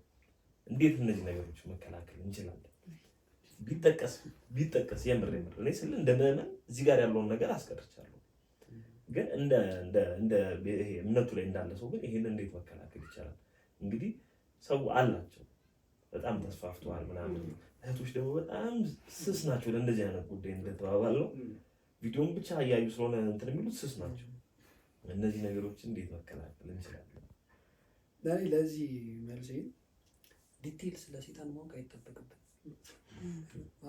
አሁን በጣም ማለት ሲጀምር አውደ ምሕረት ሲሰጡ አይገባም። ዲቴል ማወቅም አይጠበቅብንም ምላችሁ አንደኛ ልናቆም አንችልም። የሆነ ጊዜ ሲጠየቅ እሱ እኮ 7500 ምናምን ልምድ ያለው ሰው እና ልታውቅ አትችልም። ስለሱ ተንኮል ዘርዝር ይጨርሳል እና ልትል አትችልም። በስነ ፍጥረት እድሜው ማለት ነው እና ልትል አትችልም። እና ወደ እንትኑ ስንመጣ አንተን ደግሞ ሊያስቀድስ የሚችለው ጣዕመ መንግስተ ሰማያትና መረረ ገሃነምን ማወቅ ከዛል። አሁን በጣም ተላለፈን ማለት ነው። ማወቅ የሚጠበቅብህ ስለ መንግስተ ሰማያት ምን ያህል ውብ ቦታ እንደሆነች ማሰብና በህሊና ከዛ መረረ ገሃነም ደግሞ ምን ያህል የከፋ እንደሆነ አውቀህ ራስን መመለስ ላይ ይሄ ስለ ጸላዔ ሰናይ ዲቴል ማወቅ። አሁን እንትኖችን ኮንቴንቶችን ማያለው አንዳንድ ዩቲዩብ ላይ ሰዎች ይልኩልኛል የንተን ማለት ዲቴሉ አያስፈልግም። በቃ አንተ የምትፈልገው ድህነትን አይደል? ደግሞ የኛ ይበልጣል፣ ደግሞ ከኛ ጋር ያለው ይበልጣል በጣም። ለምሳሌ እኛ ዲያብሎስ አንድ ነገር ሙሉ ነገዱ አልሄደም፣ የተወሰነ ነገር ሄዷል። አሁን በቁጥር እንኳን አናውቃቸው ልበል። የኛ ነገር ብዙ ናቸው። ከዛ ቅዱሳንን ጨምርበት፣ እግዚአብሔርን ጨምር፣ እመቤታችን ጨምር፣ በጣም ብዙ ነው። እንደውም ስለ እነሱ ማወቅ አይጠበቅብንም። እኛ ስለ እግዚአብሔር ቸርነት እያሰብን እግዚአብሔር ይቅር እንዲለን ወደዚህ ነው ሺፍት ማድረግ ያለብን እና ዴዲኬሽናችን ነው መቀየር ያለበት። መጀመሪያ ስለማን ነው ማወቅ ዴዲኬትድ ሆነን ያለብን ገብቷል። አሁን እንደዚህ የሚከተሉ ሰዎች ወይ ደግሞ እንደዚህ አይነት በጣም ዩቲዩብ ወይ ቪዲዮ ምናምን የሚያዩ ሰዎች ብጠይቃቸው የእንትን እኮ በጣም የሚገርም ነገር ይለዋል አልኩ እኮ። ስለ ቤተክርስቲያን ግን አንድ ነገር ብጠይቃቸው አያውቁም። ስለ ሚስጥረ ቁርባን ዲቴል አይረዱም። ስለሱ ከሌለ ታዲያ ምን ጋር ነው ገብቷል። ተላልፈናል። ዝም ብላ የምትባክን ነፍስ ትሆንብሃለች እና እግዚአብሔርን ማግኘት ይከብዳል። እና ቤዚክ ነገር ዴዲኬትድ ሆነን የምንረዳው የምናነበው የምንሰማው የምንኖረው የትኛው ላይ በጣም ታይማችንን ህይወታችንን ዴዲኬትድ ሆነን ማሳለፍ አለብን የሚለውን እኔ እንዳልኳችሁ ነው። ምንም ታይፑም አይጠቅመንም። አሁን ታይፑም ሁላ አለው አይጠቅመንም። በጣም እየተጠና ነው ከኛ እኮ እንደዛ ነው የሚመስለው እየተጠና ማለት ነው። እና እንዳልኩ ነው አንተም በአንተ ላይ ስልጣን እንደሌለው ተነግሯል። በአዲስ ኪዳን ስልጣን የለውም። ዝም ብሎ ከመሬት ተነስቶ አንተ ላይ የሚፈነጭበት የሚገባበት የሚወጣበት ምናምን አይደለም። ምክንያቱም ያለ ነው አዲስ ኪዳን ላይ ስለሆነ እና ክርስቶስ ያንን ስልጣንም አልሰጠውም። ከተሰጠውም ቅድም ደዌያት ጠቅሷል። ደዌ ለክብር ከሆነ ጥሩ እንደ ኢዮብ ትከብርበታል። ደዌ ሆኖ ጠይቆ ያንን ኢዮብን ያህል ንጽህናና ታማኝነት ካለ እግዚአብሔር ለፈተና ደዌ ሊያመጣብህ ይችላል። እንደዛም ቢሆን ግን በነፍስ ላይ ፍቃድ አይሰጡም። በነፍሳችን ላይ ብቸኛ ፍቃድ ያለው እግዚአብሔር ነው። ለዛም ተመስገን እንለዋለን እሱ ስለሆነ ማለት ነው። በቃ እኛም እኮ ዘላለም ከእሱ ጋር ለመኖር አይደል ሀሳባችን። ስለዚህ ከማያኖረን ሰው ጋር በእኛ ላይ ስልጣን ስለሌለው ነገር ዲቴል ማወቁ ትርፍ ዝም ብሎ ማቃጠል ነው። እና እንደዚህ ሰዎች ማትራክት የሚያደርጋቸው የማይጠቅማቸው ኢሹ ላይ ነው ብዙ ጊዜ የሚያጠፉት መስማት የሚወዱት ምናምን ስላለም መጥፋት ምን ያስደስታል? ስለ ጣዕመ መንግስተ ሰማያት መስማት በጣም የተሻለ ነገር ነው። ስለ እግዚአብሔር ቸርነት መስማት ይበልጣል ስለ ሴጣን ክፋት መስማት። ገብቷል? አሁን ይሄ ሁሉ ነገር ሚስ ተደራረገ። ገብቷል ወይ? ደግሞ እኩል እንኳን ቢሰጡት ጥሩ ነበር። እንዳስጨነቋቸው ደግሞ የሆነ ሪሊፍ ቢሰጧቸው። ምክንያቱም ክርስቶስም ሲናገር እኔ ቀንበሬ ልዝም ነው አከበዱባቸው። ቅድም ያልኩም ተጨምሮ እንደዚህ ይህን ያህል ስገዱ ምናምን እና ይህ ደግሞ ያልተፈቀደ ነው ማለት ያልተፈቀደ ብላችሁ እንደውም ሊቁ ቅዱስ ዮሐንስ አፈወርቅ ልዝብ የሆኑን የክርስቶስን ወንጌል ያስጥሏችሁና ይላል ማትችሉትን ቀንበር ያሸክሟችኋል ይላል። እና እሱ እንደውም ሲናገር የሚናገረው አሁን ስለደረስ ነው። እኔ ዮሐንስ አፈወርቅ ራሱ እኮ አንድ የአሁኑ ዘመን የተገለጠለት ሰው የሚመስለኝ እና የሚናገረው አሁን በጣም ቀላል ነገር ላሳይ። ሰው ይህን ያነሳው ስለ ትዳር ሲያነሳ ለምሳሌ ከአንድ ወንድና አንድ ሴት አብሮ መኖር ከባድ ተደርጎ ዚስ ዴይ ይነገራል። እንዴት ነው ከአንድ ወንድ ጋር? ዮሐንስ አፈወርቅ ገና በፊት ተናግሮታል። ስለዚህ ነው ያወራው። እና ከአንድ ሴት ጋር መኖር ከባድ ነው እንዴት ትላላችሁ? እና እችን ቀላሏን የእግዚአብሔርን ሕግ ያከብዷታል። ከባዱ ምን አይሉና ከባዱን ደግሞ ቀላል ያደርጉባቸዋል። እና ከባዱ ምንድነው? ከብዙ ሴት ጋር መኖር ቀላል ነው እንዴ ብሎ ይጠይቃል። እና አሁን አደገ የሱ ከባዱን ቀላል ማድረግ ማለት አሁን ከእንስሳ ከሰው እየተጋባ የቱ ነው ከባድ ይላል። ከዛ የቱ ነው አሁን ከሁለቱ ከባድና ቀላል ቢመዘን ከአንድ ሰው ጋር በስርዓት መኖር ነው ከብዙ ሴቶች ጋር በስርዓት መኖር ነው ተጋብቶ መኖር ነው ቀላል? ከእንስሳ ከጉዝ ጋር መጋባት ነው ቀላል? ከአንድ ሰው ጋር መኖር እና የክርስቶስን ቀላሉን ሕግ ያከብዱብህና የራሳቸውን ሕግ ጭነውብህ ጭራሽ ሌላ ቀንበር ያሸክማል። ካይንድ ኦፍ መሆን ነው እና ቀላሉን የክርስቶስን ቀንበር ማክበድ ነው ቀይረው በራሳቸው ቀንበር ያልታዘዙ ለመቻል ነው። ይህንን ሁላ ነገር ከግንዛቤ ከብቶ በደንብ መመለስ ይፈልጋል። እንግዲህ አማኒ ቅድም እንዳለው አረብ ሀገር ምናምን ያሉ እህቶቻችን በትንከ የብቸኝነትም ስሜት ይመስለኛል። ብቻዬን ነኝ ብሎ ማሰብ ከምንም በላይ በቃ እግዚአብሔር አለ። ቅድም አማን ብሎታል። ያ ሁሉ አብሮን ነው ያለው። ከምንም በላይ እግዚአብሔር በቃ አብሮን አለ። እሱ ካለ ሌላ እንደው በቃ እሱን እያሰቡ መኖር ያስፈልጋል። ከዛ ደግሞ ኮምፓሪዥን ውስጥም ደግሞ ይከቱናል። እውቀትም ያስፈልጋል የተባለው ለዛ ይመስለኛል። ክብረ ቅዱሳንን ለምሳሌ አለማወቅ እኔ ሰምቻለሁኝ። በጌታችንና በመድኃኒታችን በኢየሱስ ክርስቶስ ስም ውጣ ሲባል አይ በእመቤታችን ስም ውጣ ምን ይሆናል መሰላችሁ? ሪቨርስ ሳይኮሎጂ ይሆናል። አንዳንድ ነገሮች እንዴት ምናምን ብለህ ስጠይቅ አንተ ከእመቤቴ ጋር ችግር አለብህ የሚል ሰው ይኖራል ማለት ነው። እና አንዳንዴ ይሄ ነገሮችን ማጤን ያስፈልጋል። ብስል አይምሮ ኖሮ በደንብ ነገሮችን ማስተዋል መስማት ብቻ አይደለም፣ ቀድሞ የተነገሩ ነገሮች ስለሆኑ እንዲሁም ይላል እኮ መጽሐፍ ሕዝቤ እውቀት ከማጣት የተነሳ አሁን እየጠፋንም ነው ከእነዚህ አይነት ነገሮች የተነሳ እና ቢቻል ብቻ ሁለቱንም ነገሮችን ይሄ እውቀቱንም መንፈሳዊነቱን እውቀቱን ብቻ ይዘው መንፈሳዊነቱን የጣሉ ደግሞ እናያለን አይደለም፣ ወደማይሆን ጎዳና ይመራሉ። መንፈሳዊነቱን ብቻ ደግሞ ልከተል ደግሞ እንዳትል እውቀቱን ደግሞ ያስፈልጋል። ምንም ሳታውቅ ነው የምትከተለው። አውቀውት ነው እኮ ሐዋርያት የተከተሉትም እና እንግዲህ እግዚአብሔር ይጠብቀን። እውነቱን ለመናገር እግዚአብሔር ይጠብቀን። እንደዚህ አይነት ነገር ላይ ያሉ ወንድም እህቶቻችንም ደግሞ እግዚአብሔር መልካሙን ስለ የዋህነታቸው ብሎ ስለ መልካምነታቸው ብሎ እግዚአብሔር መልካሙን ነገር አሳይቷቸው ለመልካሙ ነገር ያትጋቸው። ብዙ ጊዜ ለማይሆን ነገር የምትተጋው የምታወጣው ኢነርጂ ለጥሩ ነገር ሲሆን እንትን ይልብሃል፣ ይደክምብሃል።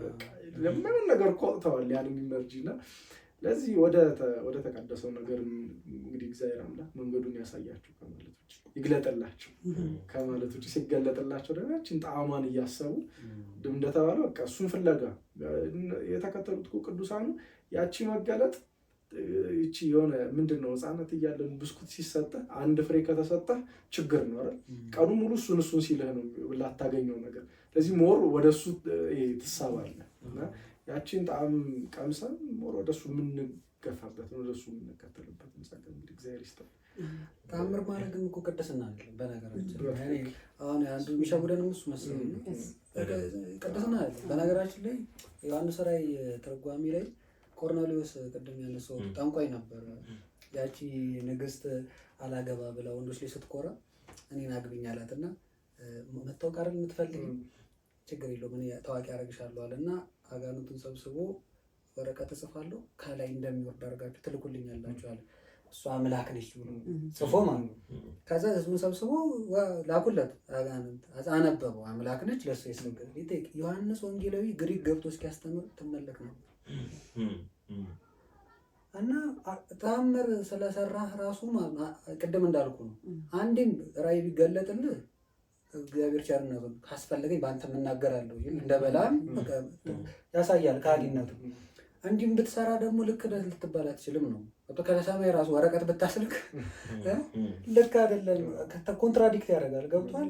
አምላክ ቅድም እነ ጊዮርጊስ አምላክ እየተባሉ ኧረ አይደለሁም እያሉ ጭራሽ አምላክ የሚያስብል ወረቀት እስከ መላክ ሊደርሱ ይችላሉ። እና እንዳልኩ ሁሉም ነገር እንግዲህ ዘርዝረን አንጨርሰውም። በእርግጥ ሰዓትም ይገድበናል፣ ግን መመርመር በጣም ያስፈልጋል። ደግሞ ክርስቲያን አይመረምርም እንጂ ይመረምር ተብሎ ተፈቅዶልናል። በእምነት እንመረምራለን፣ በእምነት መነጽር ነው እና መመርመር ደግሞ ተፈቅዷል። መጠየቅ ከየት መጣ ይሄ እንዴት ነው ከየት አገኘው ሲጠየቅም አትቆጡ። የምትጠየቁ ሰዎች በደንብ መልሱ። እኛም በትህትና ነው የምጠይቀው። ከየት አመጣችሁት፣ ከየት ቀዳችሁት፣ ከማን ተቀበላችሁት መባል ችግር ያለው አይመስለኝም። እነሱም ያስረዱ። ከዛ መተራረም ይመስለኛል። እንግዲህ እንዲያ ብለን እዚህ ደርሰናል። ኦልሞስት ማስተላለፍ የፈለግናቸውን ሀሳቦች አድርሰናል ብለን እናስባለን እና መጨረሻው ሰዓት ላይ ደርሰናል። እንግዲህ ዲያቆን አማኑኤል መጨረሻው ላይ ፎርማል አድርገን እንስከውና መጨረሻ ላይ ቀረ የምትለው ወደዚህ ስትመጣ እንግዲህ እኛን አክብረህ ስትመጣ ልታስተላልፈው ፈልገህ ግን በነገሮች አለመገጣጠም ላስወራ ብለንህ ሊሆን ይችላል ያላልከው ማስተላለፍ የምትፈልገው ነገር ካለ ከዛም ደግሞ የቅድም ያልከን የኢቨንት ኦርጋናይዘር እንትናችሁን የኬብሮም አይደለ የእሱንም ደግሞ ሰዎች ማግኘት ቢፈልጉ እንዳልነው እንግዲህ ወደፊት ሰርፕራይዝ ይኖረናል። ይህንን ሰርፕራይዝ ይፋ እናወጣዋለን። ግን ማግኘት ቢፈልጉ በምን ያገኟችኋል? ከዛ ደግሞ የመጨረሻ 3 ነገር ነው። የመጀመሪያ ማስተላለፍ የምትፈልገው፣ ሁለተኛ ስለ ኬብሮም፣ ከዛ ደግሞ የሚያዩን ሰዎች ሰብስክራይብ እንዲያደርጉ ጋብዘል። የመጀመሪያ የዲያቆን አንደበት ይሆናል። ሁለተኛ ሞገስ ነበር። እሺ ምናልባት አይ ማስተላለፍ ሳይሆን እንደ ሁላችንም ጋር ገንዘብ ብናደርገው ብዬ የማስበው አንድ ነገር ክርስቶስን መናፈቅ ነው። በጣም ሊስት እየጠፋብን ነገር ነው። በቃ ላይክ አቢኒ በጣም ወዳጅ ከሆንክ ትናፍቀኛል። ዛት ማች ክርስቶስን አናፍቅ። አሁን የሚሻረግ ነው እሱን ይመስለኛል። እና ህይወታችን ውስጥ ክርስቶስ ካላፈቀን ደግሞ ዴይሊ በእሱ ፍቅር መቃጠል አትችልም። ስታጠው ኃጢአት ስትሰራ አያምህም ምናምን። አሁን ለዛ እኮ ነው ኃጢአት ኖርማል የሚሆንብን። ክርስቶስ የሚናፍቀው ሰው እኮ ይቆጠቁጣል። ያን ኃጢአት ስትሰራ እንዴት ምናምን ትላለህ። እና ያ የሌለ ለዛ ይመስለኛል። እና ለዚህ ሁል ጊዜ እኔ በጣም የምወደው ጸሎት አለ። መጽሐፈ መነኮሳት ፊልክስዩስ ላይ ያለ ጸሎት እና እኔ ሰውነቴ በሆነ ትናፍቃለች እስከ መቼ ታስጠብቃታለህ ይሉታል ፊልክስዩስ። መነኮሳት ናቸው እና በህግ ታምኜ ይኖር ዘንድ መቼ ታድርብኛለህ እያሉ ነው የሚጸልዩት። እና ምን ማለት ነው? እንደው እግዚአብሔር እኮ የሰጠህን ህግ ራሱ 10 ትእዛዛትና 6 ቃላት ለመፈጸም ራሱ አንተ እኮ በእነሱ ማደር አለብን። እነሱን እንኳን ለመፈጸም አልችልም ካላንተ እንደማለት ነው። እና ካለኔ ምንም ልታደርጉ አትችሉም ማለት አውቁኛ እኮ አንችልም ካላንተ። ስለዚህ ናፍቀኛል። መቼ ነው የኔ ስተራ? እኔ አሁን ቅድም ባነሳኑት ነገር ሁሉ ጊዜ ክርስቶስን ከናፈቅን ማለት ያለብን መቼ ነው የሚጠራ? መቼ ነው ስጋና ደምን ለመቀበል ደግሞ የምሰለፈው ከቆራቢያኑ ጋር ማለት አለብን ብዬ አምናለሁ። ይሄ ነው እንግዲህ ለዚህ የምችለው ነገር። የኬብሮን በተመለከተ ኬብሮን ኢቨንት ሁሉንም ስራ ይሰራል። ዲኮርም፣ ካተሪንግም፣ መኪናም፣ ካሜራ፣ ሌሎችንም ኢቨንቶች የሚያስፈልጓቸው ነገሮች እንዳለ ይሰራል። ያው ለማግኘት ከፈለጉ የኔ ስልክ ቁጥር አስቀምጡላችሁ 41 ብላችሁ እሱን አስቀምጡላችሁ። ከዛ በተረፈ እኔ በጣም ቆንጆ ቆይታ የነበረኝ እና ተቋም ቲዩብ ቆንጆ ዩቲዩብ ነው። ተከታተሏቸው፣ ሰብስክራይብ አድርጉላቸው። አመሰግናለሁ ስለጋበዛችሁ። እሺ እኛም በጣም እናመሰግናለን። 3 የመጨረሻ ብለክ ነበር እና ልዝጋው ያው እኔ ስለከፈትኩ። የኢንስታግራም ፔጁ ላይ አንዳንድ የሚጽፋቸው አጫጭር ጽሁፎች አሉ። መልካም ነው። ብራሂም ጠፍ እንዴት ነው እሷን ሰብሰብ የማድረግ የጽሁፍ ሀሳብ አለኩ የሚለው እኔ መጨረሻ ልጠይቅና እንዝጋ። አዎ ሀሳብ አለኝ ግን ምቆይ ይመስለኛል። በቅርብ ባይሆንም ሀሳቦች ግን አሉ። ጀስት እዛ ላይ የሚያልጻፍኳቸው ግን መጽሐፍ መፈልጋቸው። ያው እኔ ጸሐፊ ነኝ ብዬ አላወራም፣ ግን ደግሞ እንደ ጸሐፊ ደግሞ የምከተላቸው ፕሪንሲፕል ማንዛዛት አልወድም። በጣም አጫጭር ነገሮችን መናገር ምናምን ይሻላል ስለማም እንደ ጸሐፊ ስላልሆንኩ ረጅም መጽሐፍ ምናምን አትጠብቁ ከእኔ። እግዚአብሔር ነው የሚያውቀው። በእርግጥ እሱንም አይታወቅም ወደፊት። ግን ከእግዚአብሔር ጋር ሀሳብ አለኝ የሰብሰብ አድርጎ ይመጣል። እንደ እድል ሆኖ እስካሁን ከጋበዝናቸው ጥቂት እንግዶች መካከል አብዛኞቹ ማለት ይቻላል ጽሁፍ ስራ ላይ ይበረታሉ እና እኛም እንደ መልካም እድል እየሆንናቸው ነው። እኛ ጋር ከቀረቡ በኋላ መጽሐፋቸው የተፋጠን ቃልም እያስገባሉ ምናስረየው በርታ ለማለት ጥሩ ቆይታ ነበረን። እጅግ በጣም እናመሰግናለን አክብረን ስለመጣ። ቤተሰቦቻችንም ሰብስክራይብ በማድረግ ቪዲዮአችንን እንድትመለከቱ እንጋብዛለን። በቀጣይ ፕሮግራማችን ከቀጣይ አዲስ እንግዳ ጋር እስከምንገናኝ ድረስ ሰላም ቆዩ።